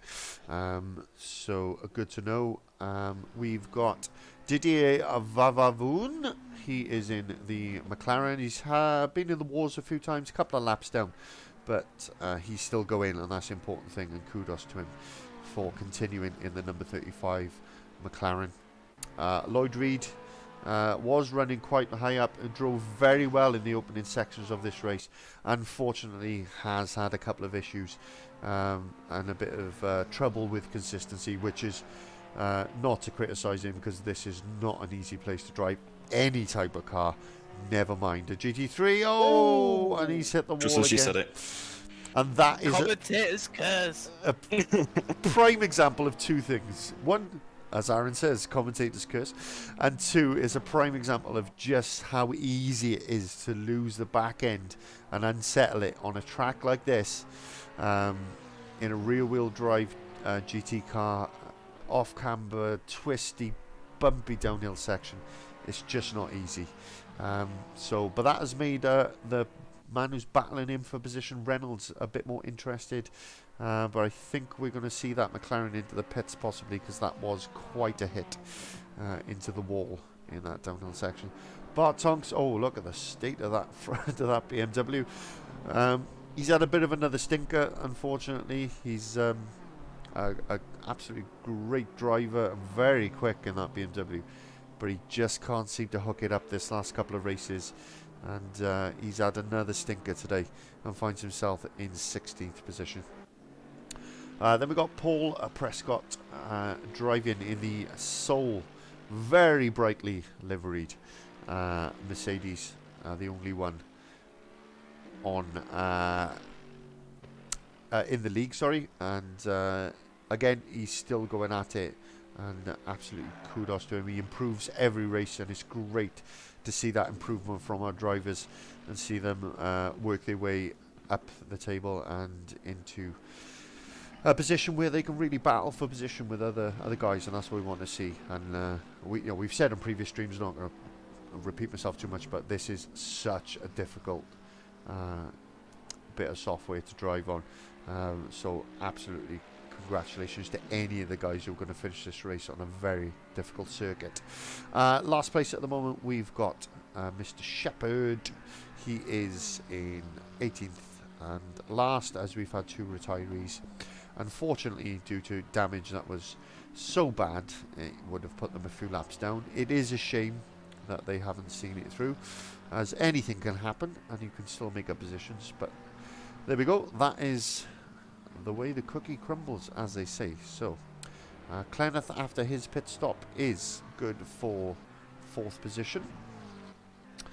Ash Humphries good for 3rd, and Dan Stevens has just completed his pit stop and has come out in 5th, ahead of the Ferrari of Brian, who, after all the pit stops and all the hoopla, has sort of got a net position of 6th after his issues in the opening laps. So, talking of Dan Stevens, he's another driver we managed to catch up with before the race started, and we're just going to have a listen to what Dan said before this race began. So we caught up with him on Tuesday evening. Right, I'm joined here with Dan. He was going to do a quick pre-race interview and just see how he's feeling for the race. So Dan, how's practice been going for you? It's not too bad. Quite a few times into the wall, but nothing to be expected differently. Definitely, that sounds like Bathurst to me. Yeah. So Yeah. I was asking other guys about different approaches. Obviously, we've got endurance races, sprint races. So obviously, this is an endurance race. How do you approach this race differently to a sprint race, should we say? It's not too different to a sprint race. I normally try and go halfway through a race on this with for fuel-wise. Yeah. Maybe a little bit more. Otherwise, you just find them too slow, carry too much weight. This one, I'm not too sure because the amount of time to go into the wall, so I might several attempts of short fueling and see if I can be quick. Yeah. Just catch up. How are you feeling for qualifying? I see in the chat you've been discussing times. How are you feeling for qualifying? Where do you think you'll be coming on the grid? Looking with the people that have been practicing, probably somewhere in the middle. But I'm unsure whether to actually qualify or not, because it might be sensible to sit at the back and follow up and pick my way past everyone as they hit the wall. Hopefully don't hit the wall, but you never know. Ask the other guys to make a prediction. What would your prediction be for a race win? Who would you say? Hard to look past Adam. Definitely. Dom's quite quick, but he's sort of saying he will find the wall. Yeah. I haven't seen many others, but Bart's putting in some quick times at the minute, so I think it'll be a close one. So, Dan, a prime example, I think, gentlemen, of a driver who's really improved this season. His craft and his speed and his consistency, I would say, have just got better and better. When you compare it to that opening, the opening sprint race, I mean, he's a different man now, isn't he? Take your time, boys. So, go one at a time, and give me your opinions. Well, no, I'll go. And I was just gonna say he really showed his class at Snetterton last week, and just from the interview you can see he's thought about the race and he's gone not sure where to qualify. He's trying to play, maybe you might call it tactically, and just try and gain them positions naturally. But as we said before, by keeping your nose clean and just being consistent. Yeah, Aaron. Yeah, I mean, there's not much really to build on what Dougie said. I mean, I look back at Imola, my first race watching him, and he was a little bit down the order, to last week's race at Snetterton, and it's like a completely new human being behind the wheel. It's I don't know, I'm speechless. He's just performing really well, and you can't fault him at all. And I guess that's just what steady practice and trusting your own ability gets you. I know Dougie struggled a little bit with the touring cars, but he's believed in himself and he's started to find his own footing. And the same can be said for Dan Stevens. He's certainly finding some pace and building on it, and he's getting some solid results as we're seeing right now. Yep, absolutely agree with you. And to be fair, it's my fault Dougie had a bad season because he joined me in the Honda. So. But because you're not human, if you're able to drive, but you're not human. It's because Mike's used to VTEC. He's used to Redline and everything he owns. Oh, those dirty turbos haven't got VTEC. They haven't got real VTEC anymore. Ooh. Such a shame. Ooh. Dirty, stinking turbos. Bring back the NA days. A nice screaming... Bring back the EK9s. Yep. Screaming 1.8 engine with 9,000 revs. That's what we want. Yeah. That is the dream. I mean, even my FN2 revs to, just shy of 9. Wow. So it's a beautiful thing. NA is a special thing, but I genuinely believe. Sorry, I was just going to say I genuinely believe in the theatre of driving one. It's not about raw speed. Of course, they're slower than a Golf R or something, and there are much faster cars out there. But the theatre you get from driving it, the way it feels, the way the car tightens up when VTEC kicks in, it is a very different experience. Anyway, you were about to say, Aaron. Sorry. I was about to say I went shopping for an EK9 online, and my eyes watered at the price. But that is the dream car. Old VTEC, so nice to look at. Yeah, they're But the 15 grand price tag doesn't justify it just yet. No, but the thing with them is they're just going to keep going up and up and up in price. That's why I'm looking to get an S2 next, S2000, because they just keep increasing. But that again is going to be probably 15 grand for a good one. But that is going to be an investment, and 240 horsepower from a naturally aspirated 2-litre that revs to 9,000. Yes, please. Anyway, that's enough Honda talk for 1 week, gentlemen. We shall move on back to the racing. And I think we're all in agreement that Dan's had an absolutely fantastic season, because his personal improvement has been brilliant. Foster has made a mistake somewhere, because he's now 20 seconds behind Beekhouse, so I think he's been pushing so hard. It was 6 seconds when they came out the pits. It's now 21 seconds, so he's made a mistake. Ash Humphries is only 6 seconds behind him now. Another man who's clearly made another mistake is Damian Humphries, as he is back in the pits. And not good news for him. Bartong's still in the pits as well. 7 laps down now.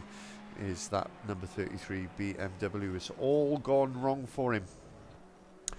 So who's having a good one? Who's out of position? So we've got Dan's having an absolute cracker, as we've said. We've got the two OSR Ferraris who are new to the league. So they're having good races in 6th and 8th, and they're split at the moment by another new driver, Kirk Hobson, in his number 82 BMW, currently looking to pressure that Ferrari into a mistake and move up another position. It's the closest thing we've got to a battle, so let's keep an eye on it and see if anybody can get past. So what are we? We've got 26 minutes remaining of this 80-minute endurance race around Bathurst. So at this point, gents, what are the drivers feeling in the cockpit? Tired? Definitely, I think. And this is, I suppose we could see some mistakes. I was gonna ask, do you think we'll see a mistake from Wesley Berkuis? Who knows? I think it's very unlikely, but I think what is likely is a very tense battle to the end for this 6th position. As the Honda... Oh, Weavers with the moment there. I think, will that have allowed your pal in the Honda up into 10th, Mike? According to this, no. That's really strange. Because I'm sure the Honda went past. I'll tell you why. It's not the Honda. It's not the Honda. We have been mistaken. Oh, you're looking at the McLaren, aren't you? I am. Yes. No. I have mistaken the Honda for the McLaren. Yes. Easily done. You know, they're both cars with wheels. No, they have 2 doors and a bonnet. No, to be fair, they both are red and black, those two. So I'll forgive you that one. It's okay. You get 3 strikes in this business, don't you? I'm no David Croft. Oh God. Let's not get started on that one. So just we're going to jump on board with Kirk in his BMW and just have a look at just what it looks like coming down through this twisty section now when you're trying to follow another car. You can see he's got to try not to get distracted by the car in front of you, haven't you? Because good save. Just holds on to it. Yeah, I mean, through that section, if you're watching the car, you're not watching the apexes. That's it. You're in a wall. You've got to really concentrate when you're that close to a car in front. It's an immense amount of concentration, and especially to keep it up for 80 minutes as well. Wrestling a car through them sections. Yeah. So I mean, that little bit of eagerness on the loud pedal has cost him a good second then. So he's dropped back a little bit further from Mr. Bryan in the number 60 Ferrari. I think Foster has damage, gentlemen, because I'm just checking. His gap to Birkhouse is now up to 24 seconds, and the gap to Ash Humphries is down to 4 seconds. So where he said he needed to finish ahead of them to confirm the championship this weekend, he's at risk of not finishing ahead of either of them. So let us keep an eye on that. Just noticing Lloyd is very, very close to Reynolds, and they're having a good old battle. Is he going to make a late break move? Oh, he thinks better of it down into the twisty section. That would have been a brave overtake through there, guys. I think we can agree on that one. But again, I've tried it and it doesn't work. You can't get any more honest than that. So again, just coming to the downhill section, who's the bravest on the brakes and the quickest on the accelerator? A little bit of a tank slapper there from that Porsche. Sorry, I couldn't think of the word then. From the Porsche, and of course rear-engined the Porsche, so drives in a very different way to the McLaren that is behind him. But yeah, as you can see, he had to back out the throttle. He was so much faster through that section, boys. Yeah, probably the first time we've seen the slipstream work quite well as he comes off the throttle again, 100% there. Yeah, he's definitely quicker, but trying to make a clean pass is not easy on a circuit like this. So They are having a good old ding-dong, though, so let's stick with them and see. Hobson has closed the gap up again a little bit on Brian, but he's not too close enough to make a move at the moment. So let's see, and again, a better exit from the McLaren, a very poor exit from the Porsche. He appears to be losing the rear tyres, so he's got the momentum. Can he make a move into that second corner? Will he get it done before they even get to the corner?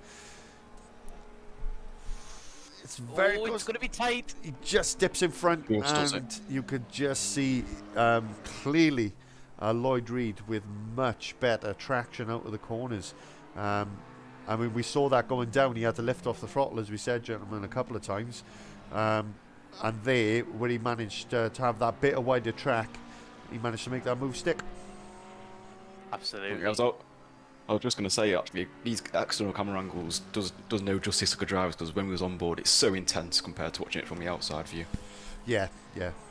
I mean, funny enough, I always said that about the Nordschleife of the Nürburgring, because you see it on games, you see it on TV, you know, and everything. Until you go there, you have no concept of how steep and undulating it is. Like it's like nothing I'd ever experienced when I went there for the first time. You stood on corners and you're thinking, that's flat on Gran Turismo. And it's not flat.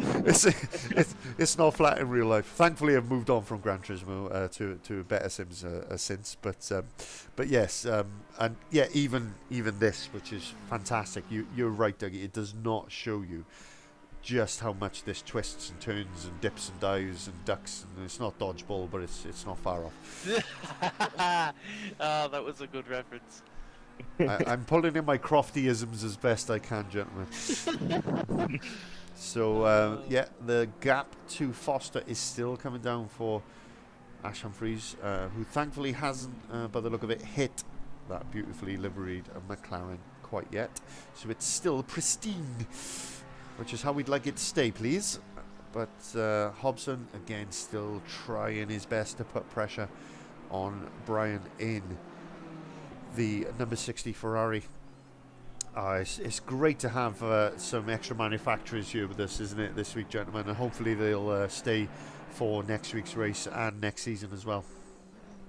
Yeah, that's what we like to see. I know, obviously, we were on about it before Dougie joined last week, but you need variety, because if everyone's driving the same car, everyone's got the same tools, and theoretically everyone will bunch up and you get dull racing. You know, every car's almost identical. It's like it gets to a point where you maximise the potential of the car and you maximise the potential of yourself, and you've got nowhere else to go. Yeah, anything to add, Dougie? Yeah, definitely just what Aaron said. It's just one of them things, even as from a view's point of view, you want to see some different cars on track just to make it a bit more interesting. And it's, as Aaron says as well, it's just different cars have different behaviours, different strengths, and it just makes the racing far more interesting. Yeah, I mean, look, we're all neutral, but we've all got our favourite cars, and let's be honest, you know. Yeah. Aaron's a Ferrari man. Honda. Honda. Aaron's a Ferrari man. I'm a Honda man in sort of what I class as IRL, because, you know, let's be fair, I'm a McLaren fan in terms of Formula One. But I'm never going to own a McLaren in a million years. I'm very much a Honda fan and follow them in what they race as well, such as BTCC and GT racing as well, and the Super GT in Japan. But I can afford a Honda, so I'm more inclined to edge towards Honda. And Dougie, I'm sure you've got your favourites? Yeah, I'm into my VWs. I own a VW, so I like my VWs. So yep. I tried it on Race Room for the other league, but it's just not as fast as the Audi I'm now racing in. Well, I mean, an Audi is a Volkswagen with a posh badge basically in it, so that's true. Still German, that's the same engine. Yeah.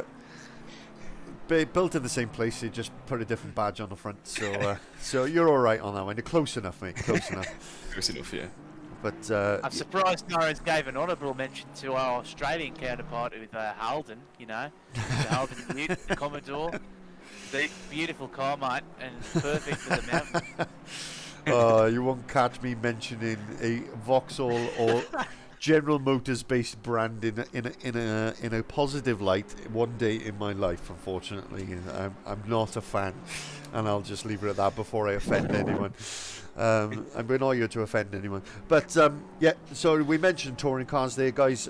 We do have our own touring car league, which is run on Race Room. It's called Touring Car Sim Racing League, TCSRL.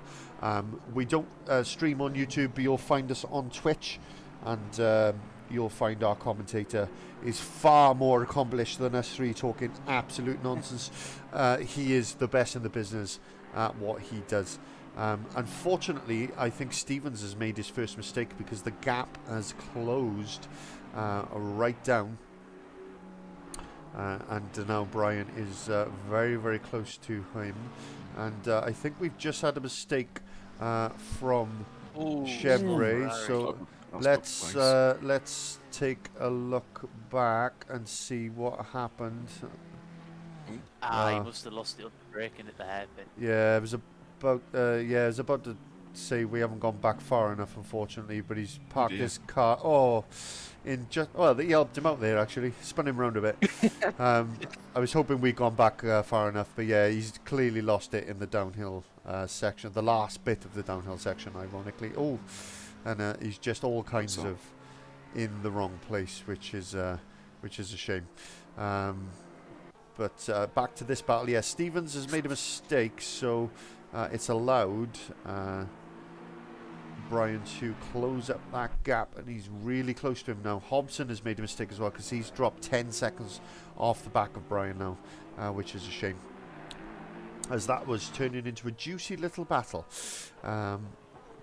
But we'll keep an eye on this one. I think Brian showed in qualifying definitely has more outright pace, but Stevens is, as we said earlier, having a very good race.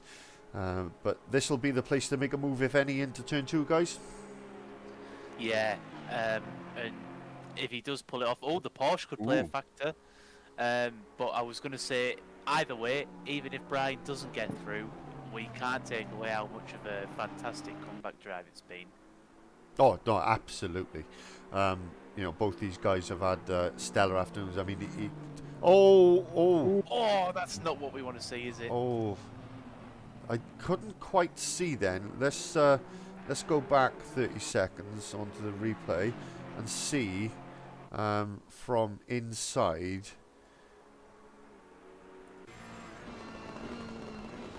whether that was actual contact. Yeah, so the side-by-side before that left-hand kink. Oh, I think Stevens hits the wall. Stevens hits the wall and bounces into him. Oh, that's such a shame. Such a shame for him. That's a lot of damage as well for Brian. Yeah, and it's gone all snowy. He's gone into the pits, that's why. Right, sorry, we got all... Hobson, who made a mistake, is also in the pits now, but he's actually ahead of Brian. Now he's gone into the pits, so if he can get ahead of him, he will have sort of made that move stick. Stevens is stuck with it. But he's hit the wall again, and he's got serious damage. Tiredness clearly playing a part now, gentlemen, in the late phase of this race, and bad times for him. Such a shame. A couple of cars in the pits now, having to repair that damage, but that'll promote the other Aston Martin of Arnold up if he can get past, as he was a lap down by the time Stevens stays in the pits. If Arnold can get back around again, he will be a-okay. So Ash Humphries now the closest to making a move. He's still 4 seconds behind Foster, so even though Foster is dropping back from Beerhouse, he appears unable to make a move. Somebody has decided to call it a night. It's the Ferrari the Ferrari. Yes, he's had enough. Don't know why he's quit with only 10 minutes left. He might as well have stuck it through, but there we go. Frustration, I think, has got the better of him there. But I think my bet for a Ferrari podium may be off now. Yes, I think Just a so. bit. We can't write off Cyril. We can't write off Cyril just yet, but I think it might be over. Yes, I think it's clear to see that you've definitely cursed him. Yeah, I will take full responsibility for everything that's happened tonight.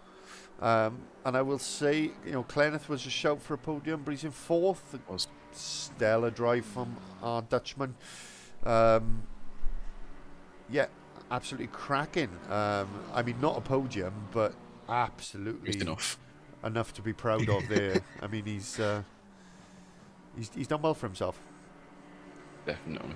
And even pre-race interviews, he was up for the battle. Yeah, absolutely. I was going to say enough for the pit stop boys to maybe make a song about him. Let's go, Clenneth is okay.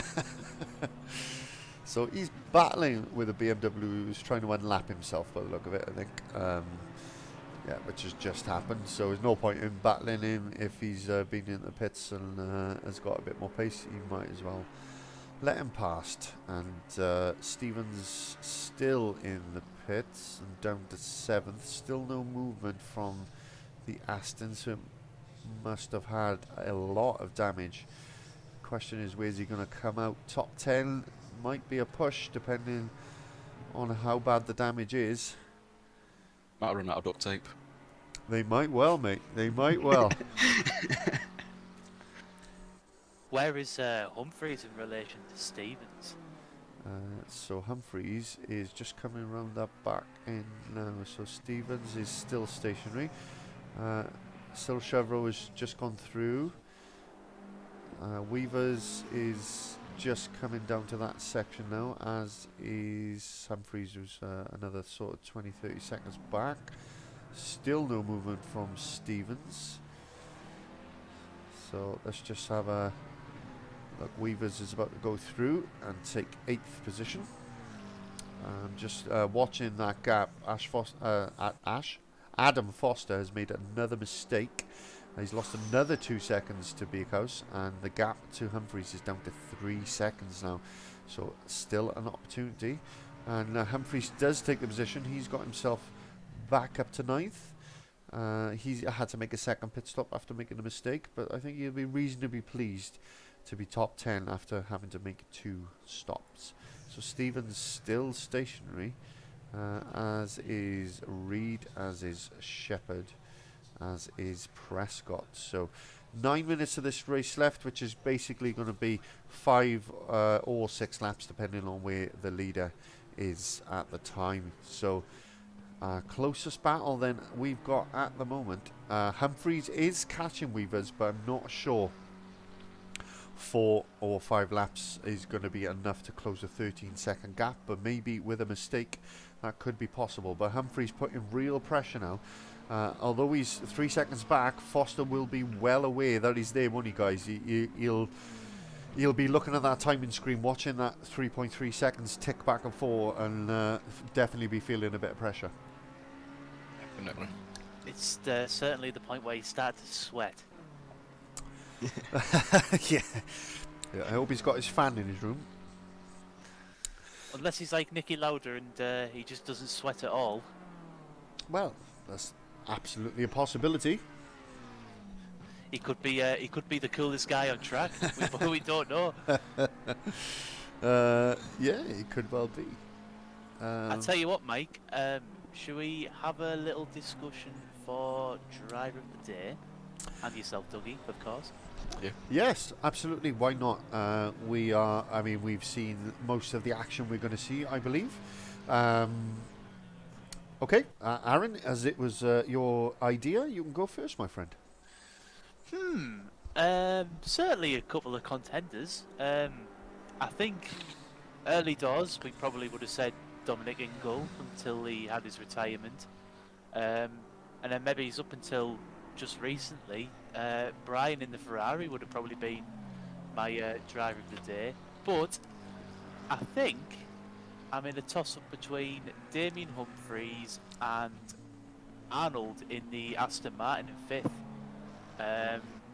I think I'm going to give it to Arnold, actually. You know, a new guy to the lobby. He's kept it clean. The guys in front of him have made a couple of mistakes, and he's managed to find his way into the top 5. And I think I mean, we don't know his ability. We don't know if he expected to be there, but I assume he probably didn't expect to be there, and he's probably quite happy with that and a solid performance all around. Yep. I echo those sentiments. Dougie, what about yourself? Yeah, I was going to go for Arnold, but to mix it up, I know Stevens is still in the pits, but I'm going to give it to Stevens because, as we said, he's made considerable development over the weeks, and today, especially around Bathurst, was obviously a real showcase to his abilities. In fact, he's out on track now, so even better. So, as I said, I know he's not up there as he was before, but still very good racing by him. So an Aston Martin 1-2 for you two then? We're not being, biased towards the British car maker or anything. Although, are they British anymore? They're owned by a Canadian now, aren't they? Yeah, they're still British, it's Aston Martin, man. Okay, so my driver of the day, I am going to give it to Kenneth Boer. Good shout. It's a good shout, that, actually. Because he shares... I was close to picking Kenneth, but I thought someone might pick him. For two reasons. One, he closely shares a name with two of the greatest Dutch footballers ever to grace God's green earth, the De Boer brothers. And secondly, because he is he's fourth, and that is a big deal for him. He's been best of the rest sort of a few times this season, and it certainly is in the championship. But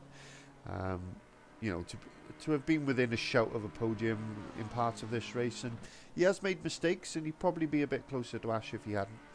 But he's my shout for driver of the day. And as I mention Ash, and I segue, is to say that gap is now under 3 seconds to Adam Foster. We've got 5 minutes left, so that's probably going to be 3 laps.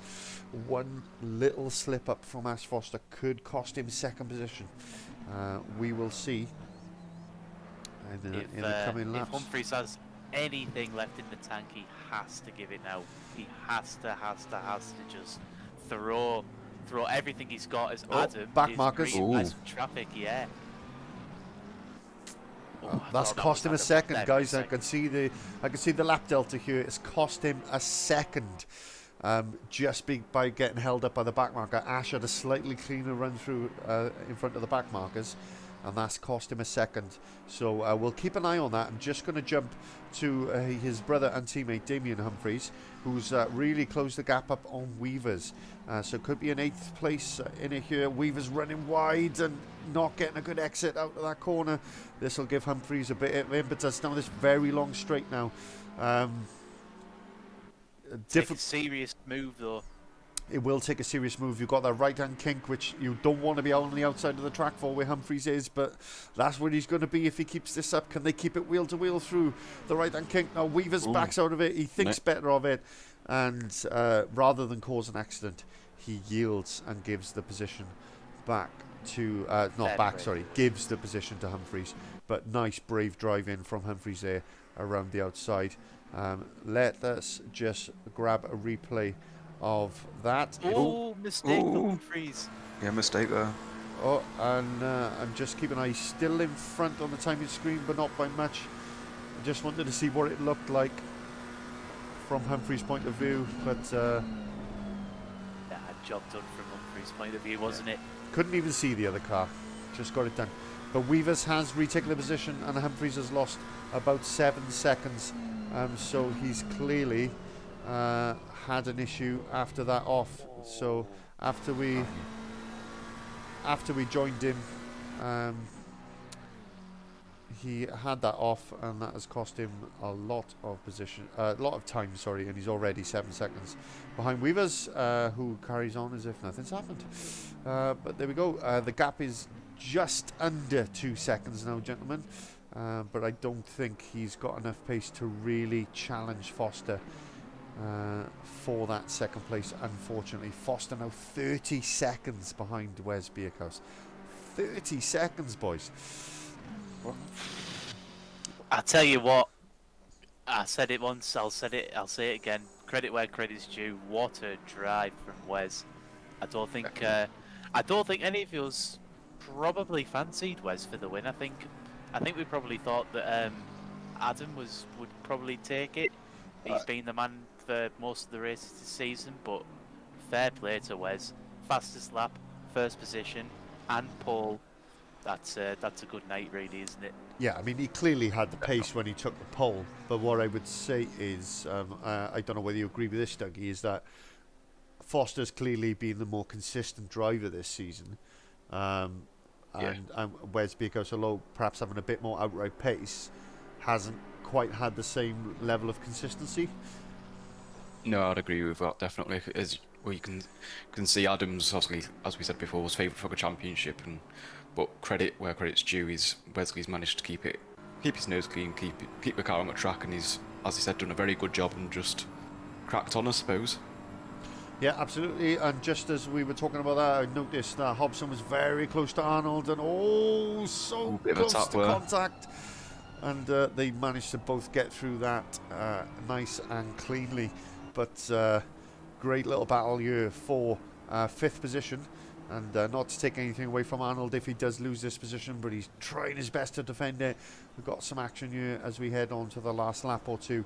And that BMW has clearly got a bit more pace.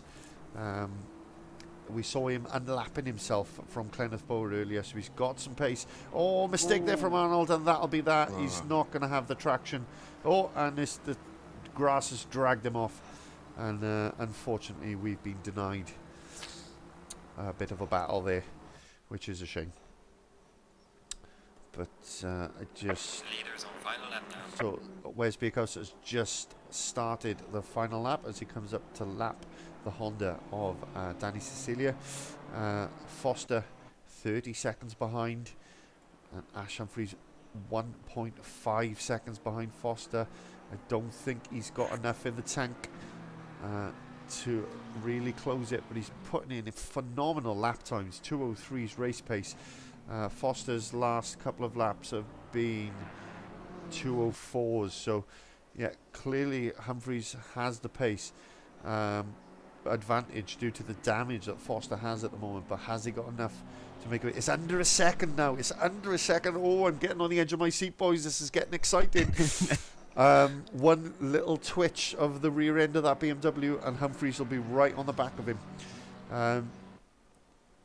Where would a mistake come if a mistake's going to come on the mountain, would you say, Aaron? I wouldn't have said the uphill section. I'd maybe more suggest the downhill section. The off-camber corners, I think that'll unsettle that BMW. Ash doing a cracking job though in a. I mean, I know that BMW has a bit of damage, but Ash doing a cracking job in a clearly inferior car, would you say as well, Dougie? Definitely, yeah. It'd be cool to hop on board with Ash and just see what it looks like from his point of view, chasing. Yeah, might as well. There you go. This is the last lap. You can see the intensity. There you go, right up towards the wall. He's given it everything he's got. The gap is currently 0.7 seconds as we head into the twisty downhills. And very aggressive with the throttle. Amazing. He's lost a little bit of time through there. I think he made a little mistake. Tyres are crying out by this point. The timer has run down to 0. We are at the end of the race. Wes Beekhouse is about to cross the line to take another victory. And he has, and he keeps himself in the championship fight. But these two have been battling away for the last couple of laps. Ash Humphries really trying to close that gap to the damaged number 28 BMW of Adam Foster, but he has been unable to do so. And credit to Adam for being able to hang on to that second position with a damaged car. It's not something that is easy to do. Humphries, if he hadn't been as far back as he was from getting caught up in incidents in that first couple of laps, I think he would have had that second position. But Foster brings it home in second. But the championship battle does go down to the final round. Foster very much still in the driving seat. But it does go down to the last round, and Foster needs to have a flawless couple of sprint races next week. Ash Humphries, as we said, bringing that McLaren home to a spectacular third position, and absolute credit to him for that. Kenneth Bower still coming down the downhill section He's kind of in a race on his own. The nearest guy behind him, being Hobson, is a lap behind, and Clenneth, best part of a lap behind Ash Humphries, but an absolutely fantastic 4th position for Clenneth Bower. Let's assume that he doesn't bin it with a couple of corners to go, that is. Here he comes, flashing his lights to the back markers so that nobody gets in the way, saying, come on boys, I'm about to have my best race finish of the season, get the hell out of my way. And Weaver's doing just that on the straight. So Kirk Hobson has just crossed the line. He gets a fantastic debut, 5th position. 6th for Arnold, who was Aaron's driver of the day. Clenneth Bower was mine. We've got Chevrolet, one of the Ferraris. We did have another. He comes home in 6th. Now it's all reset and I can't see. But anyway, awesome. Cracking race. That flew by, boys. 80 minutes seemed like nothing in the end, didn't it? That absolutely flew by. And during that, we've got a few comments on the live stream here, and we've got Reynolds saying that's close. Feel it out of the group with only Porsche. You might feel like the Porsche is doing him a disservice, maybe. Yeah. Unless he means that he's the only one in a Porsche, and that feels out of the group. Yeah, Don't absolutely. know which way he means that. And then Devilfish said it was his connection that was a bit of an issue. Okay, that's a shame. It's played the replay for Silverstone for some reason. Sorry, but I was thinking, that's a short replay. It's not saved the replay for some reason. There it is. Sorry, there we are. I don't want to save it. I want to play it. Stupid software. Anyway, sorry about that, guys. So yeah, we'll just go into multi-screen just so you can see the guys as well. And cracking bit of racing. We had plenty of action. Highlight of the race for you guys. Well, actually, no. Let's do the driver interviews first, and then we'll do the highlights later. So we will just dip out of this Discord group and jump into the other one. So I'll see you on the other side in just a moment, gentlemen. You are.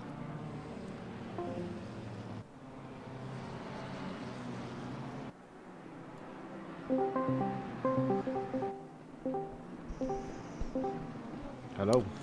Hello. So Hello. we are just dipping into the driver chat, and we are just going to spend some time talking with the drivers who were taking part in that fantastic 80-minute race. And it was quite the watch, I will say that much. Where do we start? So I am going to start tonight by speaking to who's that spinning round? I can't see who it is. Is that Clenneth?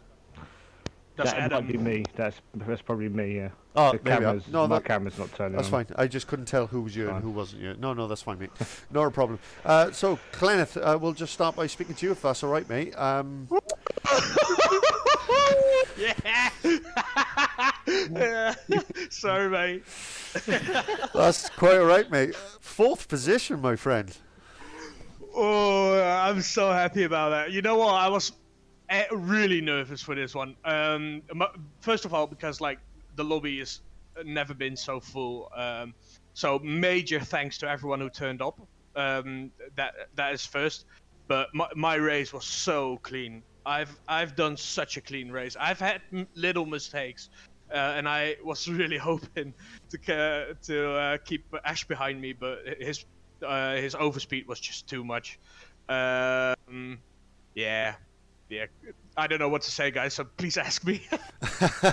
I guess my main question is, what was the most difficult part of the race? Was it the concentration because it was an endurance race, especially with the downhill section being as tricky as it is, or was it managing tyres? I mean, what element of the race did you find most difficult? Well, yeah, it's definitely it is a track where you need to keep your concentration up at all costs. Like at every freaking corner, even the last one, which is not that particularly interesting, but there's like a huge curb there, and if you touch it, it's over. Yeah.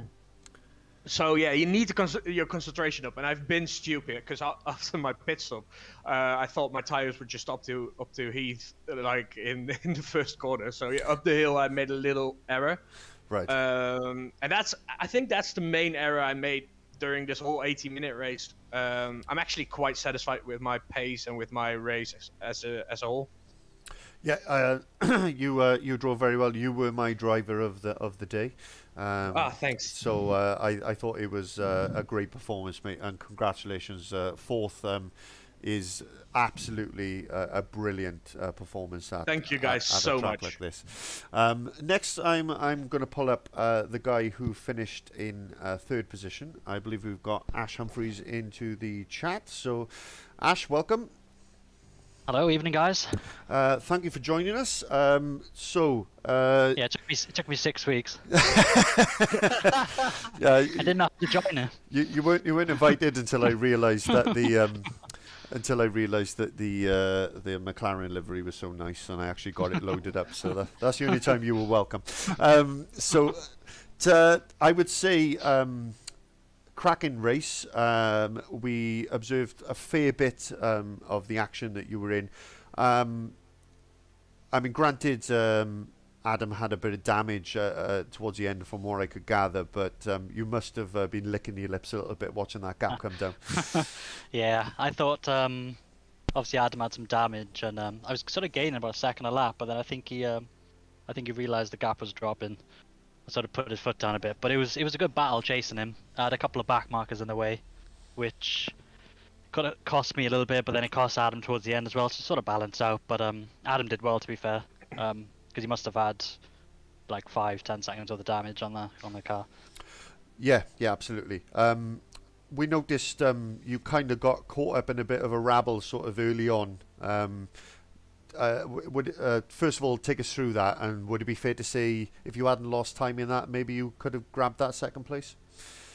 Yeah, maybe. I had a lot of lag at the first sort of 20-30 minutes, so it's quite hard to concentrate with all the cars jumping around. So I made a mistake. I think it was near the end of the lap, and I sort of went off the track and I dropped down to like 5th or 6th.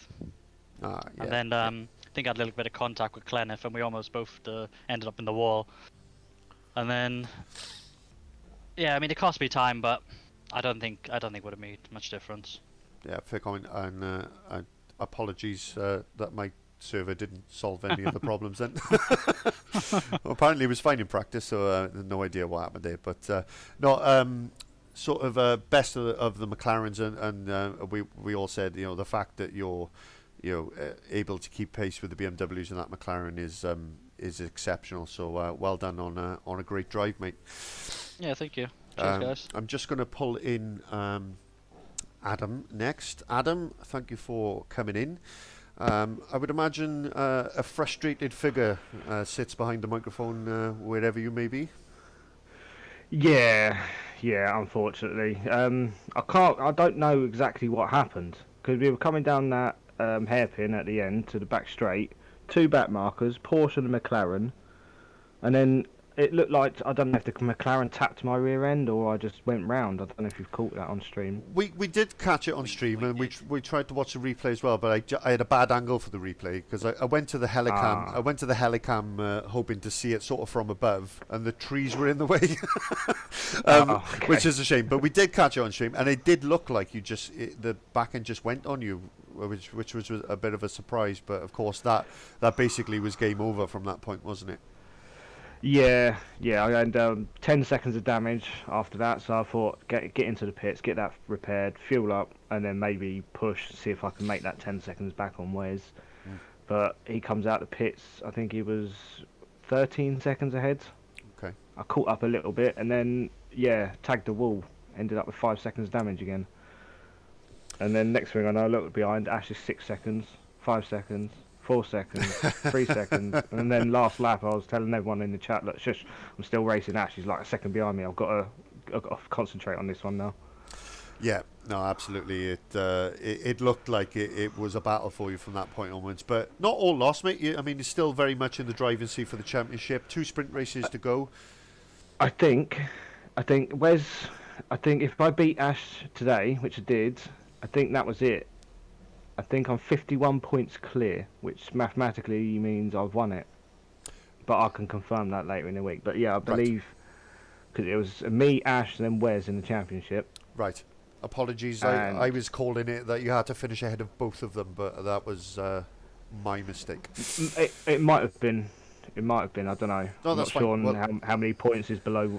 Wes was below, but it's possible. A provisional congratulations then. We'll wait for the official tables, obviously. But that's not going to take anything away from next week's race. I'm sure everybody will still be as hungry as ever to get a good finish. Yeah, I'm. If it turns out I have won and I'm mathematically won it, I'm going to start from the back on both races. Okay, that'll give us something entertaining to watch. Yeah, I'm sure. So but we've got nothing to lose, so no, absolutely. might as well have a battle from the back. Yeah, have a bit of fun. Totally. I have the championship standings up. If Will you beat anyone me would to like it? to know. I was going to say, I've got the what there were before we went into Bathurst. So obviously Adam was leading with 176, and Ash was second with 122, followed by Wes with 117. Yeah, so that is... Well, it depends. I think I've done it. It depends how many Wes has gained with today's 20. victory, It's 25, 20, 18. Okay. The top 3. So it's only a 5 So it's a points 49-point gap. Oh, I need 1 point. It goes down. It goes down to the last race. Yes, we've got. Yes. We've got a Verstappen Hamilton for next week. I'm going to Michael Massey this now. I'm sorry. I think we should. Did I say that out loud? It in double points it. Bernie Eccleston would just put the sprinklers on and make it a wet race, wouldn't he? It'll be wet race, double Anyway. points, all safety cars. Yeah, absolutely. But anyway, no, I will say, cracking drive, mate, and keeping hold of it despite the fact you had damage. I thought you drove a really, really good race. So it was good to see. I'm just going to bring Damian into next. Damo. Evening. So, another action-filled race from you. Yeah. But I will say, you appeared, obviously, I'm assuming, with the limited time you have, a lack of practice, into quali pretty much straight away, struggled to get up to speed, but you made such good progress in the race. Yeah, I'm not fortunate enough that I get a lot of practice time, so I normally get about an hour or 2 a week, and I normally just do my setup and set it up for the race, and I forget about qualifying, and just try and get a good race setup. So I thought, oh well, I'll just keep my nose clean, and the first kind of half of the race went really well. I didn't make any real mistakes. I think you were up to 7th at one point in the first half of the race, weren't you? Because we Yeah, were following your progress through, so... Yeah, and I was there or thereabouts, and as with Bathurst, one tiny little mistake, one tyre on a curb, and it brought me into the wall and a significant amount of damage. I think it was about a minute's worth of damage, minute 40, something like that. Really struggled to even get it back to the pit even. So that was kind of it then from there. But yeah, with that one big mistake, other than that, it was just a few little ones. I probably would have been Well, I wasn't as fast as the top 5, but I probably would have been battling 6 or 7. I think we had 18. I think we had about the same pace. Yeah, I had it in me, but after the big off, for probably about 4 or 5 laps afterwards, you're a bit nervous, so you're about a second or two slow because you're thinking, oh, just keep it clean, keep it clean. It's such a spiteful track, isn't it, Bathurst? It is, yeah, but I mean, you had to fight from the back, I mean, like you said, not a great quality. You had to fight from the back, then you had the big incident, and again you had to fight from the back. So I'd say, overall, where was it? 9th, was it? ninth, I think, in the Yeah, end. yeah. So I mean, overall, you've got to be pretty pleased with that, I would say. Especially as you say, because Bathurst bites like a bitch. So Yeah, no, I am. I enjoyed it for the most part. It was always a case of if you can avoid a big incident, if you can avoid causing any major damage, you're going to be in with a chance for the top 6 finish. yeah, It's just very difficult. One tire offline or into one of the bigger curbs or something, and it spits you out. A few little mistakes crept in, and then I had when I pitted, because I was having such trouble getting it back to the pit. I actually put another 60 odd liters of fuel in as well, so I had a big heavy beast to drive. I had after the first pit, then a second pit. Sorry, I had about 120, 130 liters in, and obviously I only needed about 40 or 50. yeah. Which didn't help. But yeah, I enjoyed it. It was good crack. Good, glad to hear that. But like I say, we thought you drove particularly well. I say, that big accident aside, it looked like you were making good progress at all times. So, a big well done from us. Thank you. So, a sort of question to all of you, really. I don't mind if who answers it specifically or any of it, but we had a lot more drivers tonight, which was absolutely fantastic. More manufacturers. There was a Honda, so I was ecstatic. We had a Knew couple. you would be happy about that. We had a couple of Ferraris, which made Aaron happy. No Audis, unfortunately, for Dougie, who's a VW fan, but. Yeah, great to see lots of cars. I guess my question is, did that make the racing more enjoyable? And it bodes well for the last race and hopefully for season 2 as well. Absolutely. Yeah, season 2. If it looks like most of these guys that were racing today are going to sign up for season 2 as well. So we're going to have to definitely try and find a more stable server for the race, at least race day. Yeah. Yeah, it's looking good. We put out quite a lot of stuff on Facebook and all sorts of other places to recruit, and it's worked. Good. No, that's good. It is good, and it's great to see a nice full grid. And Yes. only. May I just add to that? Yeah, of course, please? mate. Of course you can. Just real quick, because I just got a message from Rich Arnold. Arnold's one of the new guys in our league, and he is so happy to join us in the Aston Martin. He is, and he just sent me a message with just wanted to say that's the most fun I've had online. It was awesome, and I scuffed in with the P6. Thank you, bud. Which is really all we do it for. Like it's not like we're not a LFM or a very huge group of very serious racing. We're basically a friend group who have fun trying to be as quick as we possibly can. Yeah, I just want to say it's an amazing group of people, and even the new guys, they're very active, very fun to be around. So yeah, big up for that. Awesome. That is always pleasing to hear. And Can I just say something quick of about Rich Arnold while we're on the subject? I wouldn't be racing today if it wasn't for that man. I Wednesday morning turned my PC on, nothing, dead, completely dead. Ended up taking it to the shop and didn't have the cash to sort it out, but Rich kindly lent me the money to get it all fixed and sorted. So thanks to him, I was racing today. So I just wanted to let everyone know that. Yeah. Always nice Wow. to what a guy. Nice to give him a shout out. Right, you've heard enough. Wesley Beakhouse and Ash Humphries are cursing him right now. Right, you've heard enough of my voice. I'm just going to hand over to my co-commentators for any follow-up questions before we wrap this up. Go on then, Dougie. I'll let you take the lead. Have you got any questions? What was for each of? Well, I suppose for each of you, if it's quick enough, I suppose. What was your highlight of your own race? I suppose. Mine was easy. Lap 1 on the hairpin, overtaking Wes for the lead. That was I like that move. It was good. Okay, Ash, you go next. I think for me, lap 2 up the mountain, people were dropping off immediately as they wanted to fight each other. I kept a good distance, but I kept my throttle down. And I avoided everyone, and it got me to P3, which was just amazing. Here you go. Who's next? Is it? Should we have the first of the Humphries brothers? Should we have Ash? For me, it's probably the last 30 minutes chasing Adam. To be honest, it was really good. If I had a couple, scary. yeah, another 2-3 laps, maybe I could have got close enough to have a half chance. But Adam was just too quick in the end. But it was good. Really enjoyed that. And then lastly, the comeback king, Damian. Yeah, I can't think of a particular moment, but I'd probably say about the first like 25-30 minutes of the race, just being patient and just kind of picking my way through people, and it's enjoyable, and yeah, I enjoyed that. Absolutely. Fair play. Awesome to hear sort of your opinions, guys. So very different challenge next week. We've got the 2 sprint races at the Hungaroring. That is going to bring some great close racing.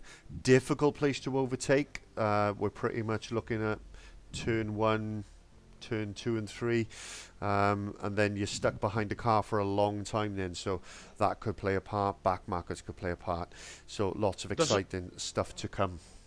Does Marco not have a question? We only heard Dougie.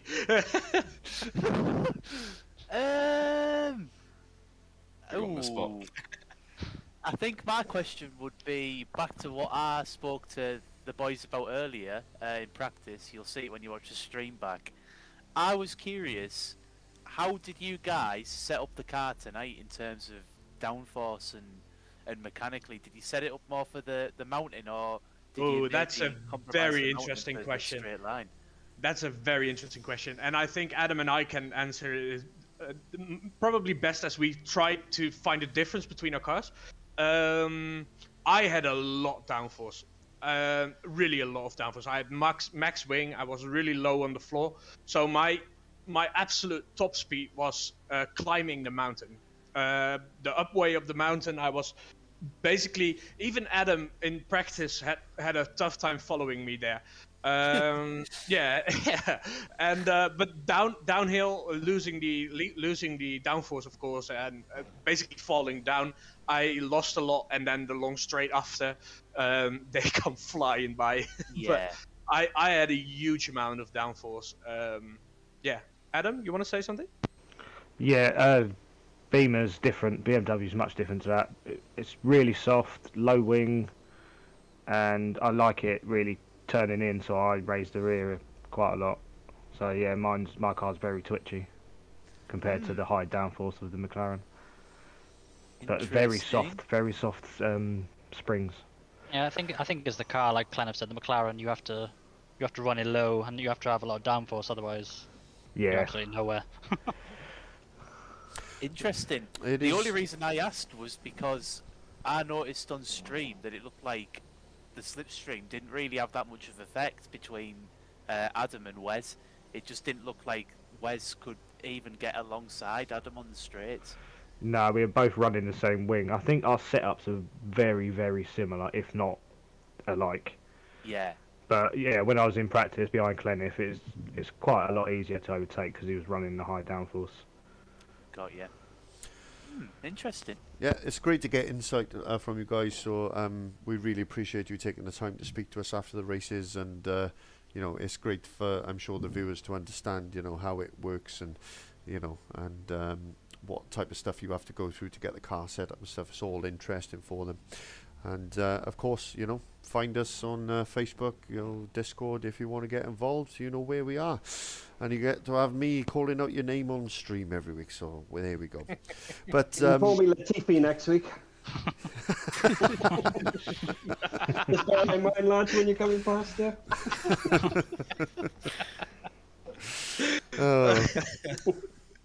Well, there we go. I don't know. I'll be good. I'll stay out the wall. I promise. I got no response. Right, well, there we are. That has been a fantastic. Thank you very much, everybody, for joining us. Thank you for everybody for watching. Thanks again to Dougie and Aaron, my co-commentators. We're going to wrap up the stream there, and we'll see you at the Hungaroring for our 2 sprint races next week for the final round of the season for Final Drive Sim Racing. Thank you.